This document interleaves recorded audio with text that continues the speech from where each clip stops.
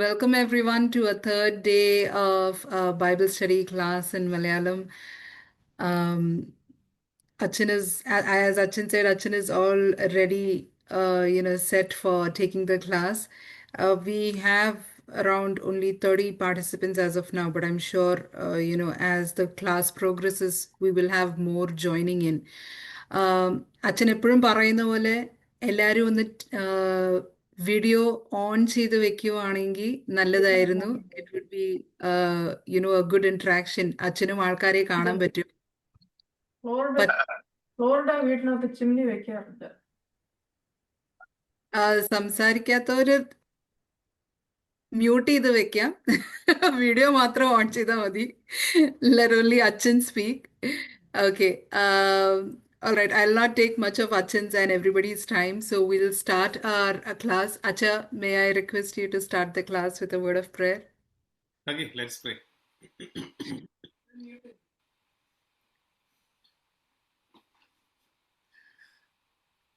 സ്വർഗസ്നായ ഞങ്ങളുടെ പിതാവേ, നിന്റെ തിരുനാമം പരിശുദ്ധമാക്കപ്പെടണമേ, നിന്റെ രാജ്യം വരണമേ, നിന്റെ തിരുവിഷ്ണു സ്വർഗത്തിലെ പോലെ ഭൂമിയിലും ആകണമേ. ഞങ്ങൾക്ക് ആവശ്യമുള്ളപ്പോൾ ഞങ്ങൾക്ക് തരണമേ. ഞങ്ങളുടെ കടക്കാരോട് ഞങ്ങൾ ക്ഷമിച്ചതുപോലെ ഞങ്ങളുടെ കടങ്ങളും പാപങ്ങളും ഞങ്ങളോട് ക്ഷമിക്കണമേ. പരീക്ഷയിലേക്ക് ഞങ്ങളെ പ്രവേശിപ്പിക്കരുതേ, പിന്നെ ഉദൻപ്പെട്ടവർ ഞങ്ങളെ രക്ഷിച്ചുകൊള്ളണമേ.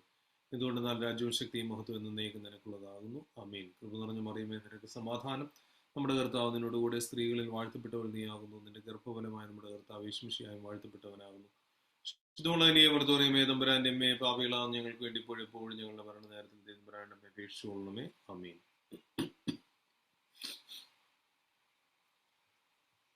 വേറെ അച്ഛന്മാരും വന്നിട്ടില്ലേ? ഇല്ല അച്ഛ, എബി അച്ഛനും ജോയിൻ ചെയ്യാൻ പറ്റത്തില്ലെന്ന് പറഞ്ഞു. അച്ഛനിപ്പം നൈറ്റ് ഡ്യൂട്ടിയാ. എല്ലാരും എന്നെ ആയിട്ട് പോവല്ലേ? ഓക്കെ, 8 പേര് ക്യാമറയിലുണ്ട്. 8എങ്കിലും ഉണ്ടല്ലോ എന്ന് സന്തോഷിക്കണേ. 9, 10. ഓക്കെ, നമുക്ക് ആരംഭിക്കാം.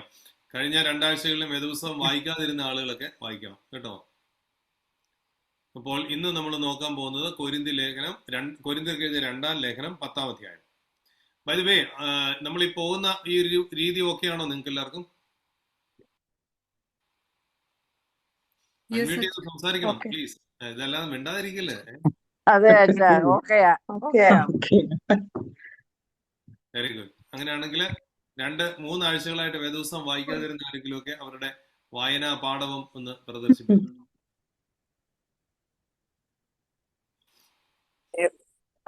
ആദ്യ ഭാഗം ഒന്ന് വായിക്കണ്ടേ? 1 മുതൽ 5 വരെയുള്ള വാക്യങ്ങൾ വായിക്കും. നിങ്ങളുടെ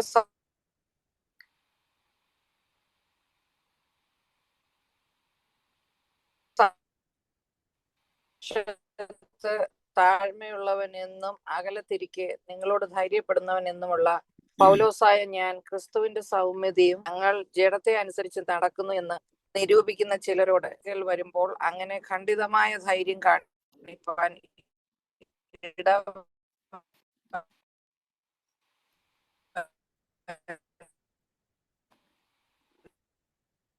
ആന്റിയുടെ വോയിസ് ബ്രേക്ക് ആവുകയാണ്. 2 പ്രശ്നങ്ങളാണ്. ആരാ വായിച്ചെന്ന് അറിയാൻ മേല, മാത്രമേ അവിടെ ഉള്ളൂ. അതുകൊണ്ട് ആരാ വായിച്ചെന്ന് അറിയത്തില്ല. 2ാമത്തെ കാര്യം, വായിച്ചതിന്റെ പകുതി ഇങ്ങ് വന്നില്ല എന്ന് അപേക്ഷിക്കുന്നു. ഞങ്ങൾ ജഡത്തിൽ സഞ്ചരിക്കുന്നവർ എങ്കിലും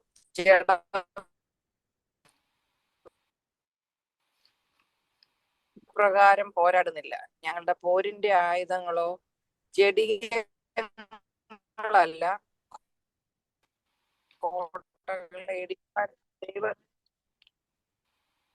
ഇപ്പൊ കേക്കാവോ? ഇപ്പൊ കേക്കാവോന്ന് ചോദിച്ചത് കേട്ടു, പക്ഷെ വേദപുസ്തകം കേട്ടില്ല. ഓക്കെ. നിങ്ങളുടെ സമക്ഷത്ത് താഴ്മയുള്ളവൻ എന്നും അകലത്തിരിക്കെ നിങ്ങളോട് ധൈര്യപ്പെടുന്നവൻ എന്നുമുള്ള പൗലോസായ ഞാൻ ക്രിസ്തുവിന്റെ സൗമ്യതയും ശാന്തതയും ഓർപ്പിച്ച് നിങ്ങളെ പ്രബോധിപ്പിക്കും. ഞങ്ങൾ ജഡത്തെ അനുസരിച്ച് നടക്കുന്നു എന്ന് നിരൂപിക്കുന്ന ചിലരോട് ധീരത കാണിപ്പാൻ ഞാൻ ഭാവിക്കുന്നു. ഞാൻ നിങ്ങളുടെ അടുക്കൽ വരുമ്പോൾ അങ്ങനെ ഖണ്ഡിതമായ ധൈര്യം കാണിപ്പാൻ ഇടവരരുത് എന്ന് അപേക്ഷിക്കുന്നു. ഞങ്ങൾ ജഡത്തിൽ സഞ്ചരിക്കുന്നവർ എങ്കിലും ജഡപ്രകാരം പോരാടുന്നില്ല. ഞങ്ങളുടെ പോരിന്റെ ആയുധങ്ങളോ ജഡികങ്ങളല്ല, കോട്ടകളെ ഇടിപ്പാൻ സന്നിധിയിൽ ശക്തിയുള്ളവ തന്നെ. അവയാൽ ഞങ്ങൾ സങ്കല്പങ്ങളും ദൈവത്തിന്റെ ഇടിച്ചു കളഞ്ഞ് ഏത് വിചാരത്തെയും ക്രിസ്തുവിനോടുള്ള അനുസരണത്തിനായിട്ട് പിടിച്ചടക്കി, നിങ്ങളുടെ അനുസരണം തികഞ്ഞു വരുമ്പോൾ എല്ലാ അനുസരണക്കേടിനും പ്രതികാരം ചെയ്യുവാൻ ഒരുങ്ങിയുമിരിക്കുന്നു. നിങ്ങൾ പുറമേ ഉള്ളത്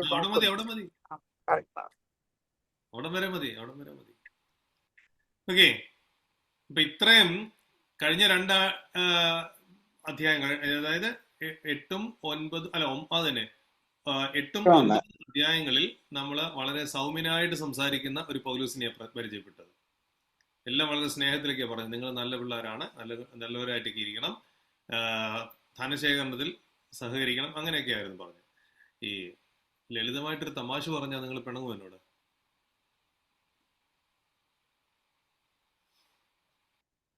ഇല്ല അച്ഛാ.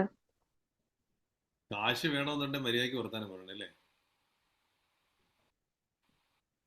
കഴിഞ്ഞ 2 അധ്യായത്തിലും കാശ് വേണമെന്ന് പറഞ്ഞപ്പോൾ മര്യാദയ്ക്ക് വർത്താനം പറയണം. അത് കഴിഞ്ഞിട്ട് പിന്നെ ഡിസിപ്ലിനെ കുറിച്ച് പറയണം അല്ല? അങ്ങനെയല്ലേ നിങ്ങൾ കാശ് പിരിക്കാനായിട്ട് പോകുമ്പോൾ വളരെ സൗമ്യമായിട്ടൊക്കെ പറയത്തില്ല, ഈ ആന്റിയെ കണ്ട എത്ര സുന്ദരിയാന്നല്ലേ അറിയാവോ എന്നൊക്കെ. നിങ്ങളിത് വീഴരുത് കേട്ടോ. കാശ് പിരിക്കാൻ വരുന്നവർ അങ്ങനെ പറയുള്ളൂ. അങ്ങനെയൊക്കെ മാത്രം ആന്റിയുടെ മുഖം കണ്ട സൂര്യൻ ഉദിച്ചു വരുന്ന പോലെയാന്നൊക്കെ പറഞ്ഞു കളയും. അതൊന്നും കയറി വീഴരുത്, അത്തേലൊന്നും കടിക്കരുത്. ഇനി നമുക്ക് സീരിയസ് ആയിട്ട് വിഷയം പറയാം. ഇപ്പൊ ഇവിടെ പൗലൂസിന്റെ ടോൺ മാറി. നിങ്ങൾ ശ്രദ്ധിക്കുന്നുണ്ടോ? ശ്രദ്ധിച്ചു നോക്കി. എഴുതിയിരിക്കുന്നത്, നിങ്ങളുടെ സമക്ഷത്ത് താഴ്മയുള്ളവനെന്നും അകലത്തിരിക്കെ നിങ്ങളോട് ധൈര്യപ്പെടുന്നവനെന്നുള്ള പൗലോസായ ഞാൻ ക്രിസ്തുവിന്റെ സൗമ്യതയും ശാന്തതയും ഓർപ്പിച്ച് നിങ്ങളെ പ്രബോധിപ്പിക്കുന്നു. ശ്രദ്ധിക്കേണ്ട വാക്കുകൾ അവിടെ ഉള്ളത്. പ്രബോധിപ്പിക്കുന്നു. എന്താണ് പ്രബോധനം? ഇൻസ്ട്രക്ഷൻ എന്നാണ് അതിന് തത്തുല്യമായ ഇംഗ്ലീഷിലുള്ള വാക്ക്, ഇൻസ്ട്രക്ഷൻ. അപ്പൊ ഈ പ്രബോധനം എന്ന് പറയുന്നത് എന്താണ്? Tone shift. ഞാൻ നേരത്തെ നിങ്ങളോട് പറഞ്ഞു ഓർക്കുന്നുണ്ടാവോ? ഈ 2 കോരിന്ത്യ ലേഖനം പല സമയത്ത് എഴുതിയതാന്ന് പറഞ്ഞു ഓർക്കുന്നുണ്ടോ? അപ്പം ഇത് വേറൊരു സമയത്ത് എഴുതിയത്, അല്ലാതെ കാശ് കിട്ടാൻ വേണ്ടിയിട്ട് നിങ്ങളെ സന്തോഷിപ്പിക്കുകയും അല്ലാത്ത ഒരു സമയത്ത് നിങ്ങളോട് മസിൽ കാണിക്കുക അങ്ങനെ എടുക്കരുത്. ഞാൻ തമാശ പറഞ്ഞതാണ്. ഇത് പല സമയത്ത് എഴുതിയ, പല കോണ്ടെക്സ്റ്റിൽ, പല പശ്ചാത്തലത്തിൽ എഴുതിയ ടെക്സ്റ്റാണ്. അപ്പൊ ഇത് വേറൊരു സമയത്ത് എഴുതിയിരിക്കുന്ന ഒരു ടെക്സ്റ്റ്. 10 മുതൽ 13 വരെയുള്ള അധ്യായങ്ങളുടെ ടോൺ വേറെ. അപ്പൊ ഇനി നമുക്ക് സീരിയസ് ആയിട്ട് നോക്കാം. നിങ്ങളുടെ സമക്ഷത്ത് താഴ്മയുള്ളവനെന്നും അകലത്തിരിക്കെ നിങ്ങളോട് ധൈര്യപ്പെടുന്നവന്. 2 വാക്കുകൾ ഇവിടെ ശ്രദ്ധിക്കണം. ഒന്ന് താഴ്മ, ധൈര്യപ്പെടുന്നവൻ. അങ്ങനെയുള്ള ആള് സൗമ്യതയും ശാന്തതയും ഓർമ്മിപ്പിച്ച് നിങ്ങളെ പ്രബോധിപ്പിക്കുന്നു. ഇപ്പൊ അടുത്ത 2 വാക്കുകൾ എന്താണ്? സൗമ്യതയും ശാന്തതയും. ഈ 2 വാക്കുകളും വളരെ ഇൻട്രസ്റ്റിംഗ് ആണ്. അതായത് ഞാൻ ആരാണെന്നും പറഞ്ഞ തുടങ്ങുന്നത്. വീണ്ടും ഞാൻ പൗലൂസാണ്. വളരെ ഇൻട്രസ്റ്റിംഗ് ആയിട്ടുള്ള ഒരുപാട് ഇൻഫർമേഷൻ ഇവിടെ ഉണ്ട്. ഞാൻ പൗലൂസാണ്. ഞാൻ നിങ്ങളെ ശാന്തതയും സൗമ്യതയും ഓർമ്മിപ്പിച്ച് പ്രബോധിപ്പിക്കുന്നു. അപ്പൊ അവിടെ ശാന്തത എന്നുള്ളതിന് മീക്ക്നെസ് എന്നാണ് ഇംഗ്ലീഷിൽ എഴുതിയിരിക്കുന്ന വാക്ക്. പ്രൗട്ടീസ് എന്ന് ഗ്രീക്കിൽ പറയും. അപ്പോൾ അതിന്റെ അർത്ഥം എന്താണ്? സൗമ്യത. മീക്ക്നെസ് എന്ന് പറഞ്ഞാൽ അതിന്റെ അർത്ഥം ഈ സ്ട്രെങ്ത് വളരെ കൺട്രോൾഡ് ആയിട്ട് പ്രയോഗിക്കുന്ന ആളെന്നാണ്. ഇത് മറന്നു പോകാതിരിക്കാൻ ഒരു തമാശ പറയാം. ഈ സ്ത്രീകളുടെ സ്നേഹത്തെക്കുറിച്ചും പുരുഷന്മാരുടെ സ്നേഹത്തെക്കുറിച്ചും ഡോക്ടർ എം കൃഷ്ണൻ നായർ ഒരു ഉപമ പറഞ്ഞു. എം കൃഷ്ണൻ നായരുടെ പേര് പലർക്കും ഓർമ്മയുണ്ടായിരിക്കുമല്ലോ അല്ലെ?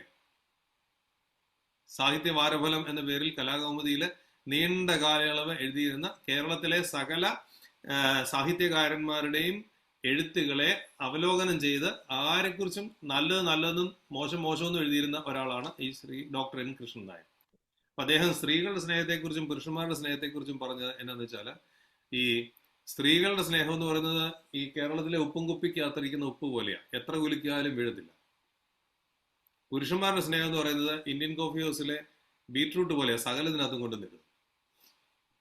അദ്ദേഹം കളിയാക്കിയതാ ഈ ബോധമില്ലാതെ നടക്കുന്ന പുരുഷന്മാരെ കുറിച്ചും വളരെ കൺട്രോൾഡ് ആയിട്ട് അവരുടെ എക്സ്പ്രഷൻസിനെ കാണിക്കുന്ന സ്ത്രീകളെ കുറിച്ചും പറഞ്ഞ ഒരു സംഗതിയാണ്. സ്ത്രീയെ എല്ലാവരും അങ്ങ് സ്നേഹിക്കുമെന്നും പറഞ്ഞുകൊണ്ട് അവരവർക്ക് ആവശ്യമുള്ളവരെ സ്നേഹിക്കത്തുള്ളൂ, പുരുഷന്മാർ കാണുന്നവരുടെ എല്ലാവരുടെയും പുറകെ സ്നേഹം കൊണ്ടുപോകും എന്നാണ് അദ്ദേഹം കളിയാക്കിയത്. പക്ഷേ ഒരു കാര്യം ശ്രദ്ധിക്കണം. അതിനകത്ത് ഇവിടെ ഈ മീക്ക്നെസ് എന്ന് പറയുന്നതിന്റെ ഒരു അർത്ഥം അവിടെ കിടപ്പുണ്ട്. എന്താണ്? Controlled strength. വളരെ നിയന്ത്രിതമായിട്ടാണ് ആ സ്ട്രെങ്ത്. അപ്പൊ മീക്ക്നെസ് എന്ന് പറഞ്ഞാൽ എന്താ? കാണുന്നതിനെല്ലാത്തിനും യേസ് പറയും എന്നല്ല. Does make sense?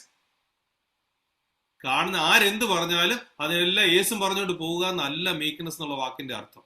സൗമ്യത എന്നുള്ള വാക്കിന്റെ അർത്ഥം അവനോന്റെ ബൗണ്ടറീസ് അവനോൻ അറിഞ്ഞിരിക്കണം. ആ ബൗണ്ടറീസ് ഒരാൾ വയലേറ്റ് ചെയ്താൽ അവരോട് എന്ത് പറയണം? നോ എന്ന് പറയണം. ആ ബൗണ്ടറിക്കുള്ളിൽ നിൽക്കുകയാണെങ്കിൽ അവരോട് വളരെ മര്യാദയ്ക്ക് ബിഹേവ് ചെയ്യും. അതിനാണ് മീക്ക്നെസ് എന്ന് പറയുന്നത്. നമ്മൾ പലപ്പോഴും മീക്ക്നെസ് എന്ന് പറഞ്ഞാൽ എന്താ? എന്ത് പറഞ്ഞാലും കേട്ടോണ്ടിരിക്കും, എന്ത് കാണിച്ചാലും അത് മിണ്ടാതിരുന്ന് സഹിച്ചുകൊണ്ടിരിക്കും. അതിനാ മീക്ക്നെസ് എന്ന് പറയുന്നത്. സ്ത്രീകൾക്ക് സൗമ്യത ഉണ്ടായിരിക്കണം എന്ന് പലപ്പോഴും പലരും പറഞ്ഞ് നിങ്ങൾ കേട്ടിട്ടുണ്ടാവല്ലോ അല്ലേ? സൗമ്യത എന്ന് പറഞ്ഞാൽ എന്നാ? കാണുന്നതും കേൾക്കുന്നതും എല്ലാം കേട്ട് മിണ്ടായിരുന്നോളൂ എന്നാണോ? അല്ല. ആവശ്യമുള്ളിടത്ത് ആവശ്യമുള്ള പോലെ സംസാരിക്കണം. അതിനാ സൗമ്യത എന്ന് പറയുന്നത്. അപ്പൊ സൗമ്യത ഓർമ്മിപ്പിച്ച് രണ്ടാമത്തെ വാക്കന ശാന്തത, ജെന്റിൽനെസ്. ഈ ജെന്റിൽനെസ് എന്ന് പറഞ്ഞാൽ എന്താ? ഒരു നിയന്ത്രണം. എങ്ങനെയുള്ള നിയന്ത്രണം? അന്തസ്സായിട്ടുള്ള കരുണയുള്ള നിയന്ത്രണം. ആരെയാ നിയന്ത്രിക്കുന്നേ അവിടെ? കമോൺ, അതിന്റെ ഉത്തരം നിങ്ങൾക്ക് പറയാൻ പറ്റണം. ആരാരെയാ ഇവിടെ നിയന്ത്രിക്കുന്നേ? അല്ല, അവനവനെ തന്നെ. പൗലോസിനെ തന്നെ നിയന്ത്രിച്ചുകൊണ്ട് പറയുന്നു. ആര്? അതാ ശ്രദ്ധിച്ചു നോക്കണം. പൗലോസായ ഞാൻ സൗമ്യതയോടും ശാന്തതയോടും കൂടെ നിങ്ങളോട് പറയുന്നു എന്ന് പറഞ്ഞാൽ ഞാൻ എന്നെ തന്നെ നിയന്ത്രിച്ചുകൊണ്ട് എന്റെ അതിർത്തി വരമ്പുകൾ ഞാൻ റെസ്പെക്ട് ചെയ്തുകൊണ്ട് ആവശ്യമില്ലാത്തടത്തേക്ക് ഒന്നും പറയാതിരിക്കാൻ നോക്കുന്നു. പക്ഷേ എന്നെ കൊണ്ട് വേണ്ടാതിനം പറയിക്കരുത് എന്ന് തന്നെയാ പറയുന്നത്. എന്നെ കൊണ്ട് നല്ല മലയാളത്തിൽ പറഞ്ഞാലേ, നല്ല മലയാളം എന്ന് പറഞ്ഞാൽ നമ്മുടെ ലോക്കൽ മലയാളത്തിൽ പറഞ്ഞാൽ എന്നെ കൊണ്ട് നീ വടിയെടുപ്പിക്കരുത് നിങ്ങൾ പിള്ളേരോട് പറയാറുണ്ടോ? എന്നെ കൊണ്ട് നീ വടിയെടുപ്പിക്കരുതെന്ന് പറയാറുണ്ടോ? സിമിലർ ആയിട്ടുള്ള സ്റ്റേറ്റ്മെന്റ് തന്നെയാണ്. ആരോടാ പറഞ്ഞ വടിയെടുപ്പിക്കരുതെന്ന്? കൊരിന്ത്യരോട്. ഇപ്പൊ പറഞ്ഞ കറക്റ്റുമാണ്. ഓക്കെ. അപ്പം യേശുക്രിസ്തുവിന്റെ ഹ്യൂമിലിറ്റിയിൽ ആണ് നിൽക്കുന്നത്. അപ്പം ഈ ശാന്തതയുടെയും സൗമ്യതയുടെയും അടയാളം, അതിന്റെ ഒരു യാർഡ് സ്റ്റിക്ക് എന്താണ്? അതിന്റെ ഒരു അളവുകോൽ എന്താണ്? അതോടെ തന്നെ ഉണ്ട്. എന്താണ്? യേശുക്രിസ്തുവിന്റെ സൗമ്യതയും യേശുക്രിസ്തുവിന്റെ ശാന്തതയും. ശ്രദ്ധിച്ചു നോക്കിക്കോണം. യേശുക്രിസ്തു ഹെരോദാവിനോട് കുറിച്ച് പറഞ്ഞ ആ കുറുക്കനോട് പറഞ്ഞേക്കാൻ പറഞ്ഞു. മനസ്സിലാകുന്നുണ്ടോ? കർത്താവ് വളരെ ശാന്തനും സൗമ്യനും ഒക്കെ ആയിരുന്നു. പക്ഷെ ആവശ്യമുള്ളിടത്ത് വാ തുറക്കുമായിരുന്നു. ആ കുറുക്കനോട് പോയി പറഞ്ഞേര്. പരീശന്മാരെ അതിനിശ്ചിതമായിട്ട് വിമർശിച്ചു ഇല്ലേ? നമ്മളെപ്പോഴും ശാന്തത, സൗമ്യത എന്നൊക്കെ പറയുമ്പോഴത്തേന് കേൾക്കുന്ന എല്ലാം കേട്ട് കണ്ണുനൊക്കെ കണ്ട് മിണ്ടാതെ വീട്ടിൽ പൊക്കോളണം എന്നുള്ള അർത്ഥത്തിലാണ് നമ്മൾ പലപ്പോഴും അതിനെ വ്യാഖ്യാനിക്കുന്നത് അല്ലേ? ശരിയല്ലേ? അതല്ല. അവനോന്റെ അതിർത്തിയിൽ നിന്നേ സംസാരിക്കാവൂ. ഇതിനെക്കുറിച്ച് മുഴുവനും ഈ ചാപ്റ്റർ അതായത് ഈ രണ്ട് വാക്കുകൾ ഏതൊക്കെയാണ്? ശാന്തതയും സൗമ്യതയും. ഈ രണ്ട് വാക്കുകളുടെ ഒരു വിശദീകരണമാണ് ഈ ചാപ്റ്റർ മുഴുവനും പോകുന്നത്. ഇനി ബാക്കി നമ്മൾ തുടർന്ന് ചിന്തിക്കുമ്പോൾ ശ്രദ്ധിച്ച് മനസ്സിലാക്കിക്കോളാം കേട്ടോ. അടുത്തത്, ഞങ്ങൾ ജഡത്തെ അനുസരിച്ച് നടക്കുന്നു നിരൂപിക്കുന്ന ചിലരോട് ധീരത കാണിപ്പാൻ ഞാൻ ഭാവിക്കുന്നു. ഞാൻ നിങ്ങളുടെ അടുക്കൽ വരുമ്പോൾ അങ്ങനെ ഖണ്ഡിതമായ ധൈര്യം കാണിപ്പാൻ ഇടവരരുത് എന്ന് അപേക്ഷിക്കുന്നു. ശ്രദ്ധിച്ചു കേൾക്കുക. ഞങ്ങൾ ജഡത്തിൽ നടക്കുന്നു എന്ന് ചിന്തിക്കുന്ന കുറെ പേര് നിങ്ങളുടെ ഇടയിൽ ഉണ്ടെന്ന് ഞങ്ങൾക്ക് അറിയാം. അവരോട് പറയുന്നു, നേരിട്ട് കാണുമ്പോൾ എന്നെ കൊണ്ട് ഇത് പറയിക്കരുത് എന്ന് പറഞ്ഞ പൗലോസ് വെറുതെ കേട്ട് മിണ്ടാതിരിക്കുമല്ല. നിയന്ത്രിക്കേണ്ടവനെ നിയന്ത്രിക്കേണ്ടതുപോലെ നിയന്ത്രിക്കാനും പൗലോസിന് അറിയാം. അതാണ് അതിനകത്തെ കാര്യം. ഞാൻ ഒരു ഉദാഹരണോട് പറയാം. നിങ്ങൾ ഈ പറഞ്ഞ പോലെ വലിയ സൗമ്യതയും ഒക്കെ കാണിക്കണമെന്നൊക്കെ നിങ്ങൾ പറയുമെങ്കിൽ നിങ്ങൾ നിങ്ങളുടെ വീട്ടിൽ നിങ്ങളുടെ കുഞ്ഞുങ്ങളെ നിയന്ത്രിക്കേണ്ടത് നിയന്ത്രിക്കത്തില്ലേ? അതോ എന്തുവല്ലേ കാണിച്ചോന്ന് പറഞ്ഞു വിടുകയാണോ? 40 വയസ്സായാലും നിങ്ങൾ നിങ്ങളുടെ പിള്ളേരെ നിയന്ത്രിക്കത്തില്ലേ? പിള്ളേർക്ക് 40 വയസ്സായാലും 50 വയസ്സായാലും നിങ്ങൾ നിയന്ത്രിക്കേണ്ട സ്ഥലം എന്താ പറയത്തില്ലേ? അതോ നിനക്ക് എന്ത് വേണമെങ്കിലും കാണിച്ചോടാന്ന് പറഞ്ഞു വിടുകയാണോ? ഓനോ എനിക്ക് 54 വയസ്സുണ്ടായിരുന്നു എൻ്റെ അമ്മ കടന്നു പോയപ്പോൾ. അമ്മ കടന്നു വന്ന് 2 മാസം മുമ്പ് എന്നോട് പറഞ്ഞു, അച്ഛൻ ഇങ്ങനൊന്നും അല്ല വർത്താനം പറയേണ്ടത്. ഒരു കാര്യത്തിൽ ഞാൻ തമാശ അമ്മയോട് പറഞ്ഞപ്പോൾ അമ്മ എന്നോട് പറഞ്ഞു, അച്ഛൻ ഇങ്ങനൊന്നും അല്ല വർത്താനം പറയേണ്ടത്, എന്നോട് ഇങ്ങനെ പറഞ്ഞു പോകരുത്, എന്നെ കൊണ്ട് ഇനി ഇത് പറയിക്കരുതെന്നും പറഞ്ഞു. അമ്മ ഞാൻ തമാശ പറഞ്ഞ എനിക്ക് അന്നേരം അത് തമാശയായിട്ട് തോന്നിയില്ലെന്നും പറഞ്ഞു. ഞാൻ വിചാരിച്ചു അമ്മ എന്നോട് തമാശ പറഞ്ഞാണെന്ന് വിചാരിച്ചു. 2 ദിവസം കഴിഞ്ഞപ്പോൾ എന്നോട് വീണ്ടും പറഞ്ഞു, ഞാൻ തമാശയായിട്ടല്ല പറഞ്ഞെന്ന് പറഞ്ഞു. നിങ്ങൾ വിചാരിക്കും ഞാൻ ഏതാണ്ട് ഗുരുത്തക്കേട് പറഞ്ഞാൽ. ഞാൻ അതൊന്നും അല്ലേ പറഞ്ഞു. അമ്മ എന്നെ രാത്രിയിൽ 11 മണി ആയപ്പോഴത്തേന് വിളിച്ചു. അമ്മ ഞാൻ പറഞ്ഞു, അമ്മ ഇവിടെ 11 മണിയായി, എനിക്ക് കിടക്കാൻ പോകണം. അല്ല, എനിക്ക് അച്ഛനോട് അത്യാവശ്യം ഒരു കാര്യം പറഞ്ഞു. ഞാൻ പറഞ്ഞു, അമ്മ നാളെ പറയാം എന്ന് പറഞ്ഞ് കട്ട് ചെയ്തു. അതിനെക്കുറിച്ച് അമ്മ ഇത് പറഞ്ഞു. ഇന്ത്യയിൽ ആ സമയത്ത് രാവിലെ അമ്മ നേരെ വെളുത്ത് എഴുന്നേറ്റ് ഭക്ഷണമൊക്കെ കഴിച്ച് ചിരിക്കുന്ന നേരമാണ്. പക്ഷെ അമ്മയുടെ ഹൃദയത്തിൽ നിന്ന് അമ്മയ്ക്ക് എന്നോട് പറയണമെന്ന് തോന്നി അത്യാവശ്യം ഉണ്ടായ ഒരു മാനസിക സമ്മർദ്ദം ഉണ്ടായ ഒരു വിഷയത്തെക്കുറിച്ച് അമ്മയെ സംസാരിക്കാൻ ട്രസ്റ്റ് ചെയ്ത് എന്നെ വിളിച്ചതാണ്. Does it make sense? അങ്ങനെയാണ് ശാന്തതയെന്നും സൗമ്യതയെന്നും പറയുന്നത്. പക്ഷെ ഇത് പറയുമ്പോഴും എങ്ങനെ പറയണം? അവനവന്റെ ബൗണ്ടറി തെറ്റാതെ പറയണം. ഞാൻ ഇത്രയും സമയം എടുത്ത് പറയുന്നത് എന്തിനാണെന്നറിയാമോ? ഈ 2 വാക്കുകൾ നിങ്ങളുടെ ഹൃദയത്തിൽ ആഴത്തിൽ ഇരിക്കണം. അതിന് വേണ്ടിയിട്ടാണ് പറയുന്നത്. Is it clear? These 2 words are clear? ഇനി അടുത്തതിലേക്ക് പോകാം. ജഡത്തിൽ ഞങ്ങൾ സഞ്ചരിക്കുന്നുവെങ്കിലും ജഡപ്രകാരം പോരാടുന്നില്ല. We walk in flesh. ഞങ്ങൾ ജഡത്തിൽ സഞ്ചരിക്കുന്നു, പക്ഷെ ജഡപ്രകാരം പോരാടുന്നില്ല. അപ്പോൾ ഞങ്ങൾ ആത്മീയമായി പോരാടുന്ന പോരാളികളാണ്. ഇതാ പറയുന്നതിന്റെ അർത്ഥം. അതിന്റെ അർത്ഥം എന്താണ്? ഈ ക്രൈസ്തവ മിഷൻ എന്ന് പറയുന്നത് നമ്മൾ പലപ്പോഴും കാണുന്ന പവർ അല്ല. ക്രൈസ്തവ മിഷൻ എന്ന് പറയുന്നത് പൊളിറ്റിക്കൽ പവർ അല്ല, വാദിച്ച് ജയിക്കലല്ല, മാനിപ്പുലേറ്റ് ചെയ്യുന്ന ഫോഴ്സ് കാണിക്കലല്ല. നമ്മൾ പലപ്പോഴും കണ്ടേക്കുന്ന മോഡൽ എന്ന് പറയുന്നത് ജയിക്കാൻ വേണ്ടി നമ്മൾ വാദിക്കും, വാദിച്ച് തോപ്പിക്കാൻ നമുക്ക് പറ്റും, ഇല്ലേ? എങ്ങനെയാ വാദിച്ച് തോപ്പിക്കുന്ന ഒരു ടെക്നിക്ക് ഞാൻ പറയാം. മറ്റേ ആളെ പറയാൻ അനുവദിക്കാതിരിക്കുക. നമ്മളോട് സംസാരിക്കുന്ന ആളെ പറയാൻ അനുവദിക്കാതിരിക്കുക. ഇനി എന്തെങ്കിലും പറഞ്ഞാൽ അവരുടെ ഒരു വലിയ ബലഹീനത എന്തെങ്കിലും മനസ്സിൽ വെച്ചിരിക്കുക, നമ്മള് ഇങ്ങനെ റെഡിയായിട്ട് ആയുധമായിട്ട് വെച്ചിരിക്കുക. അവരുടെ എന്തെങ്കിലും ഒരു ബലഹീനതയോ ഒരു ഒരു ഒരു ഒരു ഒരു കുഴപ്പമോ, എന്തെങ്കിലും ജീവിതത്തിൽ സംഭവിച്ച ഒരു കുഴപ്പമോ ഇങ്ങനെ വെച്ചിരിക്കുക. എപ്പ ജയിക്കണമെങ്കിലും ആ ഒരു ആയുധം എടുത്ത് ഒരൊറ്റ പ്രയോഗിക്കില്ല. അതോടുകൂടി ആ വ്യക്തി മിണ്ടാതിരുന്നോളൂ.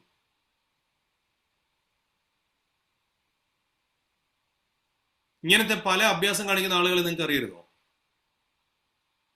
ഇതൊന്നും എന്തല്ല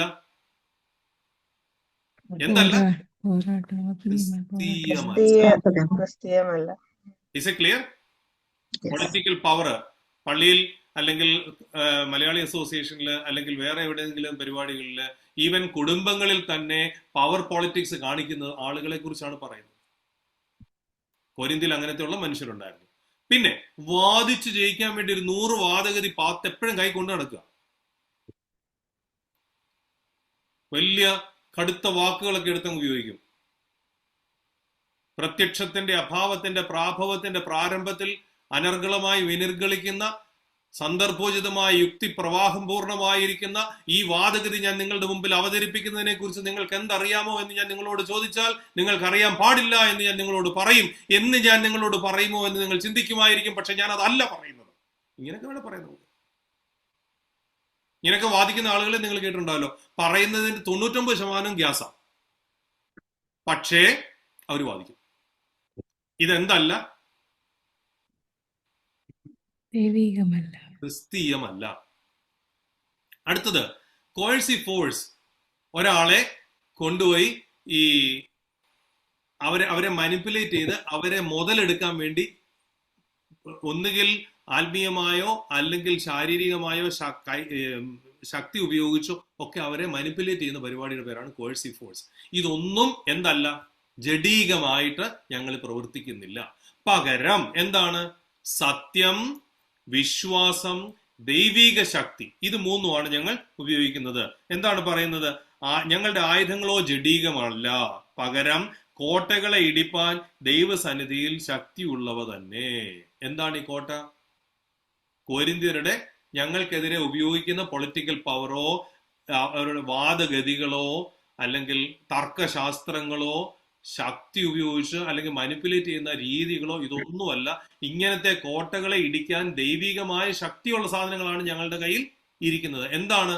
ഇപ്പൊ നോമ്പ് നടക്കുകയല്ലേ, നോമ്പ്, ഉപവാസം, പ്രാർത്ഥന, ഇങ്ങനെയുള്ള പല സംഗതികളും ഞങ്ങളുടെ കയ്യിൽ ഉണ്ട്.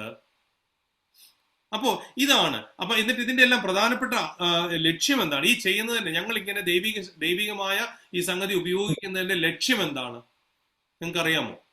അവിടെ തന്നെ എഴുതിയിട്ടുണ്ട്. എന്താണ്? യേശു ക്രിസ്തുവിന്റെ അനുസരണത്തിനായി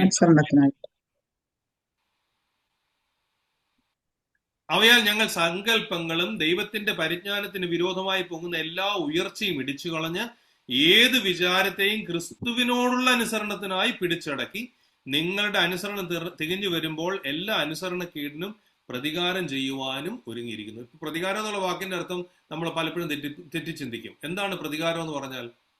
നമ്മുടെ മനസ്സിൽ പ്രതികാരം എന്ന് പറഞ്ഞാൽ നമ്മുടെ ശത്രുവായിരിക്കുന്ന ആളെ അടിച്ച് ഇടിച്ച് ഒതുക്കി ചതച്ച് ചമ്മന്തിയാക്കി അടിച്ച് പേസ്റ്റാക്കി ഇടുക. അതാണ് പ്രതികാരം എന്ന് പറയുന്നത്. ഇതല്ല ക്രൈസ്തവമായ പ്രതികാരം. പകരം ക്രൈസ്തവമായ പ്രതികാരം എന്ന് പറഞ്ഞാൽ എന്താണ്? ആ വ്യക്തി ദൈവത്തിന്റെ സന്നിധിയിലേക്ക് വരിക എന്നുള്ളത്. എങ്ങനെ വരിക? ആഴമായ വിശ്വാസത്തിൽ വരിക എന്നുള്ളത്. Is it clear? ഓക്കെ, ഇനി നമുക്ക് അടുത്തതിലേക്ക് പോവാം. ഓക്കെ, ഈ കോട്ടകളെ ഇടിക്കുക എന്ന് പറഞ്ഞാൽ നമ്മളിപ്പോ പറഞ്ഞല്ലോ, ഈ ഒരുപാട് ഞാൻ പറഞ്ഞതാണ്, എന്നാലും ഞാൻ ഒന്നുകൂടെ നിങ്ങൾക്ക് മനസ്സിലായില്ല എന്ന് എനിക്കൊരു ഫീലിംഗ് എവിടെ കിടക്കുന്നുണ്ട്. ഞാൻ വീണ്ടും ഒന്നുകൂടെ പറയണോ വേണ്ടായോ? പറഞ്ഞു. ഓക്കെ, അതായത് ആർഗ്യുമെന്റ്സിനെ തോപ്പിക്കാൻ വേണ്ടിയിട്ടല്ല ഞങ്ങൾ വാദിക്കുന്നത് എന്ന് ഒന്നാമത് പറയുന്നു. രണ്ടാമത്തെ കാര്യം പറയുന്നത് എന്താണ്? ഈ ദൈവജ്ഞാനത്തെക്കുറിച്ച് ഞങ്ങൾക്ക് വലിയ അറിവുണ്ടെന്ന് നിങ്ങളെ ബോധ്യപ്പെടുത്താനും ഞങ്ങൾ ശ്രമിക്കുന്നില്ല. ഞങ്ങളുടെ രീതി എന്ന് പറയുന്നത് ധാർമ്മികമാണ്, ആത്മീകമാണ്, ശാരീരികമല്ല, കായികമല്ല. നമ്മൾ ഈ സിനിമയിലൊക്കെ കാണുന്നത് എങ്ങനെയാ? വില്ലനെ നായകൻ തല്ലി ഒതുക്കുന്നു. എല്ലാ സിനിമയിലും ഒരു അടി ഉണ്ടാവും ഇല്ലേ? വില്ലനെ നായകൻ അടിക്കുന്ന കാണുമ്പോഴത്തേന് വില്ലൻ അടി കൊണ്ട് അവിടെ നിലത്ത് വീഴുന്ന കാണുമ്പോൾ നമുക്കൊരു സന്തോഷം. റിയൽ ജീവിതത്തിൽ നടക്കുമോ?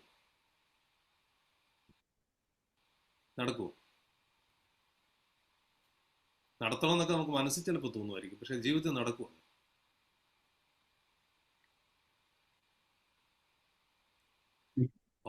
പരിശുദ്ധ പൗലോസിലെ പറയുന്ന അതാണ്, അത് നടക്കുകയില്ല.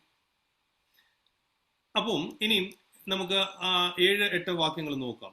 ആരെങ്കിലും ഒരാൾ വായിച്ചാട്ടെ. ഞാൻ ക്രിസ്തുവിനുള്ളവനെന്ന് ഒരുത്തൻ ഉറച്ചിരിക്കുന്നുവെങ്കിൽ അവൻ ക്രിസ്തുവിനുള്ളവൻ എന്ന പോലെ ഞങ്ങളും ക്രിസ്തുവിനുള്ളവനെന്ന് അവൻ പിന്നെയും നിരൂപിക്കട്ടെ. നിങ്ങളെ ഇടിച്ചു കളവാനല്ല പണിവാനത്രേ കർത്താവ് ഞങ്ങൾക്ക് തന്ന അധികാരത്തെക്കുറിച്ച് ഒന്നെ അധികം പ്രശംസിച്ചാലും ഞാൻ ലജ്ജിച്ചു പോകുകയില്ല.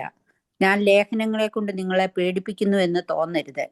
അവന്റെ ലേഖനങ്ങൾ ഘനവും ഊറ്റവും ഉള്ളവ തന്നെ. 7-8 വാക്യങ്ങൾ മതി. ഓക്കെ, നമുക്ക് അതിലേക്ക് വരാം, 9-ാം വാക്യത്തിലേക്ക് വരാം. അപ്പം 7-8 വാക്യങ്ങൾ ശ്രദ്ധിച്ചു നോക്കി, വളരെ ഇൻട്രസ്റ്റിംഗ് ആയിരിക്കുന്നു. ഈ കൊരിന്തിലുള്ളവര് ആരുടെ അടിസ്ഥാനത്തിലാണ് വാദിക്കുന്നത്? അവരും വാദിക്കുന്ന ആരുടെ അടിസ്ഥാനത്തിലാണ്?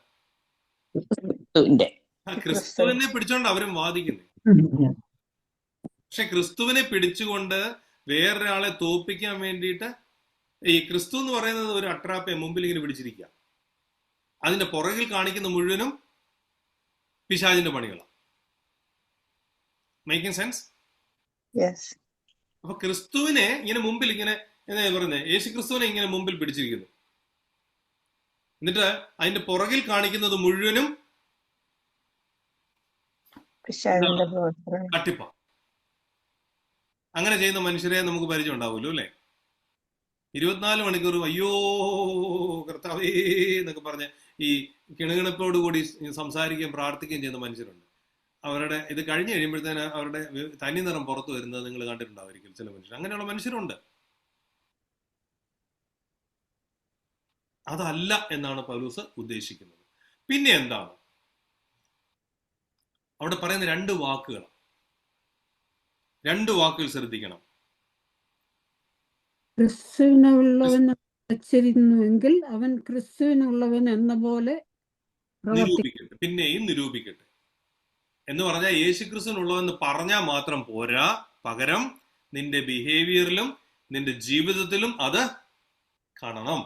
രണ്ടാമത്തെ കാര്യം ശ്രദ്ധിച്ചു, ഇടിച്ചു കളയുവാനല്ല പണിയുവാനത്രേ കർത്താവ് ഞങ്ങൾക്ക് തന്ന അധികാരത്തെ കുറിച്ച് ഒന്ന് അധികം പ്രശംസിച്ചാലും ഞാൻ ലജ്ജിച്ചു പോകുകയില്ല. അവിടെ അടിവരയിടേണ്ട വാക്കാണ് അധികാരം.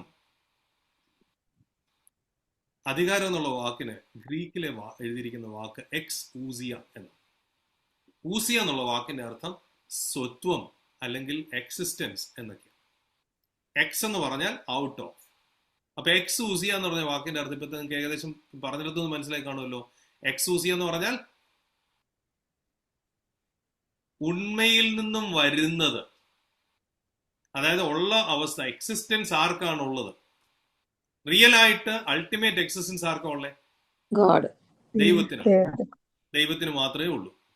ദൈവത്തിൽ നിന്നുള്ള ഡിറൈവ്ഡ് എക്സിസ്റ്റൻസ് ആണ് നമുക്കുള്ളത്. ആ എക്സിസ്റ്റൻസിൽ നിന്നും വരുന്ന ഒരു സംഗതിയാണ് എന്ത്? അധികാരം. അപ്പൊ അധികാരം ആരെങ്കിലും കൊടുത്താലേ കിട്ടത്തുള്ളൂ. Making sense? അധികാരം ആരെങ്കിലും കൊടുത്താൽ മാത്രം കിട്ടുന്ന ഒരു സാധനമാണ്. പണ്ടൊരിക്കൽ ഒരാൾ അധികാരം എന്ന് പറഞ്ഞാൽ ധിക്കാരം എന്നും പറഞ്ഞ് ഒരിക്കൽ വന്നായിരുന്നു. അതല്ല അധികാരം കേട്ടോ. ധിക്കാരം കാണിക്കാതിരിക്കല അല്ല അധികാരം. അധികാരം എന്ന് പറഞ്ഞ വാക്കിന്റെ അർത്ഥം ആരെങ്കിലും തന്ന് നമുക്കുള്ള ഒരു സാധനം, അതിനാണ് അധികാരം എന്ന് പറയുന്നത്. ഞാൻ ഒരു ഉദാഹരണം നിങ്ങൾക്ക് മനസ്സിലാകാൻ വേണ്ടിയിട്ട് ഒരു ഉദാഹരണം പറയാം. ഞാനൊരു ദിവസം നിങ്ങളുടെ വീട്ടിൽ ഗസ്റ്റായിട്ട് വന്നു. ഓക്കെ, ആരുടെയും ഒരാളുടെ വീട്ടിൽ ഗസ്റ്റായിട്ട് വന്നു. നിങ്ങൾ പറഞ്ഞു, അച്ഛാ ഇന്ന് എൻ്റെ വീട്ടിൽ താമസിച്ചു. നിങ്ങൾക്ക് നിങ്ങളുടെ വീട്ടിൽ ഓരോ കാര്യങ്ങളും വെക്കുന്നതിനും ഓരോ കാര്യങ്ങളും ഇരിക്കുന്നതിനും ഒക്കെ ഒരു രീതി ഉണ്ടായിരിക്കും ഇല്ലേ? നിങ്ങളുടെ വീട്ടിൽ ഓരോ സാധനം ഇന്നടത്ത് ഇരിക്കണം നിങ്ങൾക്ക് നിർബന്ധമില്ലേ? എൻ്റെ വീട്ടിൽ എൻ്റെ ഭാര്യയ്ക്കുണ്ട്. അത് ഞാനൊരു സാധനം വെക്കേണ്ടത് ഇവിടെയാണ് വെക്കേണ്ടത്, അത് അവിടെ ഇരിക്കണം എന്നൊക്കെ എൻ്റെ അടുത്ത് ചിലപ്പോൾ എൻ്റെ അടുത്ത് ഇവിടെ ഇരുന്ന് കേൾക്കുന്നുണ്ട്. കക്ഷി കേട്ടോ, ഒന്നും കൂടി ഞാൻ ധൈര്യമായിട്ട് പറയും. അങ്ങനെയൊക്കെ എൻ്റെ അടുത്ത് പറയും. അപ്പൊ ഞാൻ അവിടെ നിന്ന് എടുത്ത് അപ്പുറത്തോട്ട് മാറ്റി വെച്ച് കഴിയുമ്പോൾ ഇത് അവിടെ അല്ല ഇരിക്കേണ്ടത്, ഇവിടെ അല്ല ഇരിക്കേണ്ടതെന്നൊക്കെ എന്നോട് പറയും. ഞാൻ നിങ്ങളുടെ വീട്ടിൽ ഗസ്റ്റായിട്ട് വന്നിട്ട് നിങ്ങളുടെ കസേര ഇവിടെ അല്ല കിടക്കേണ്ടത്, മേശ ഇവിടെ അല്ല കിടക്കേണ്ടതെന്ന് പറയാൻ വന്നാൽ നിങ്ങൾ സമ്മതിക്കും? സമ്മതിക്കുമോ? ഇല്ല. നിങ്ങൾ വളരെ പച്ചയ്ക്ക് പറയാം, അച്ഛാ ആ കസേര അവിടെ കിടന്നാൽ മതി കേട്ടോ എന്ന് പറയും.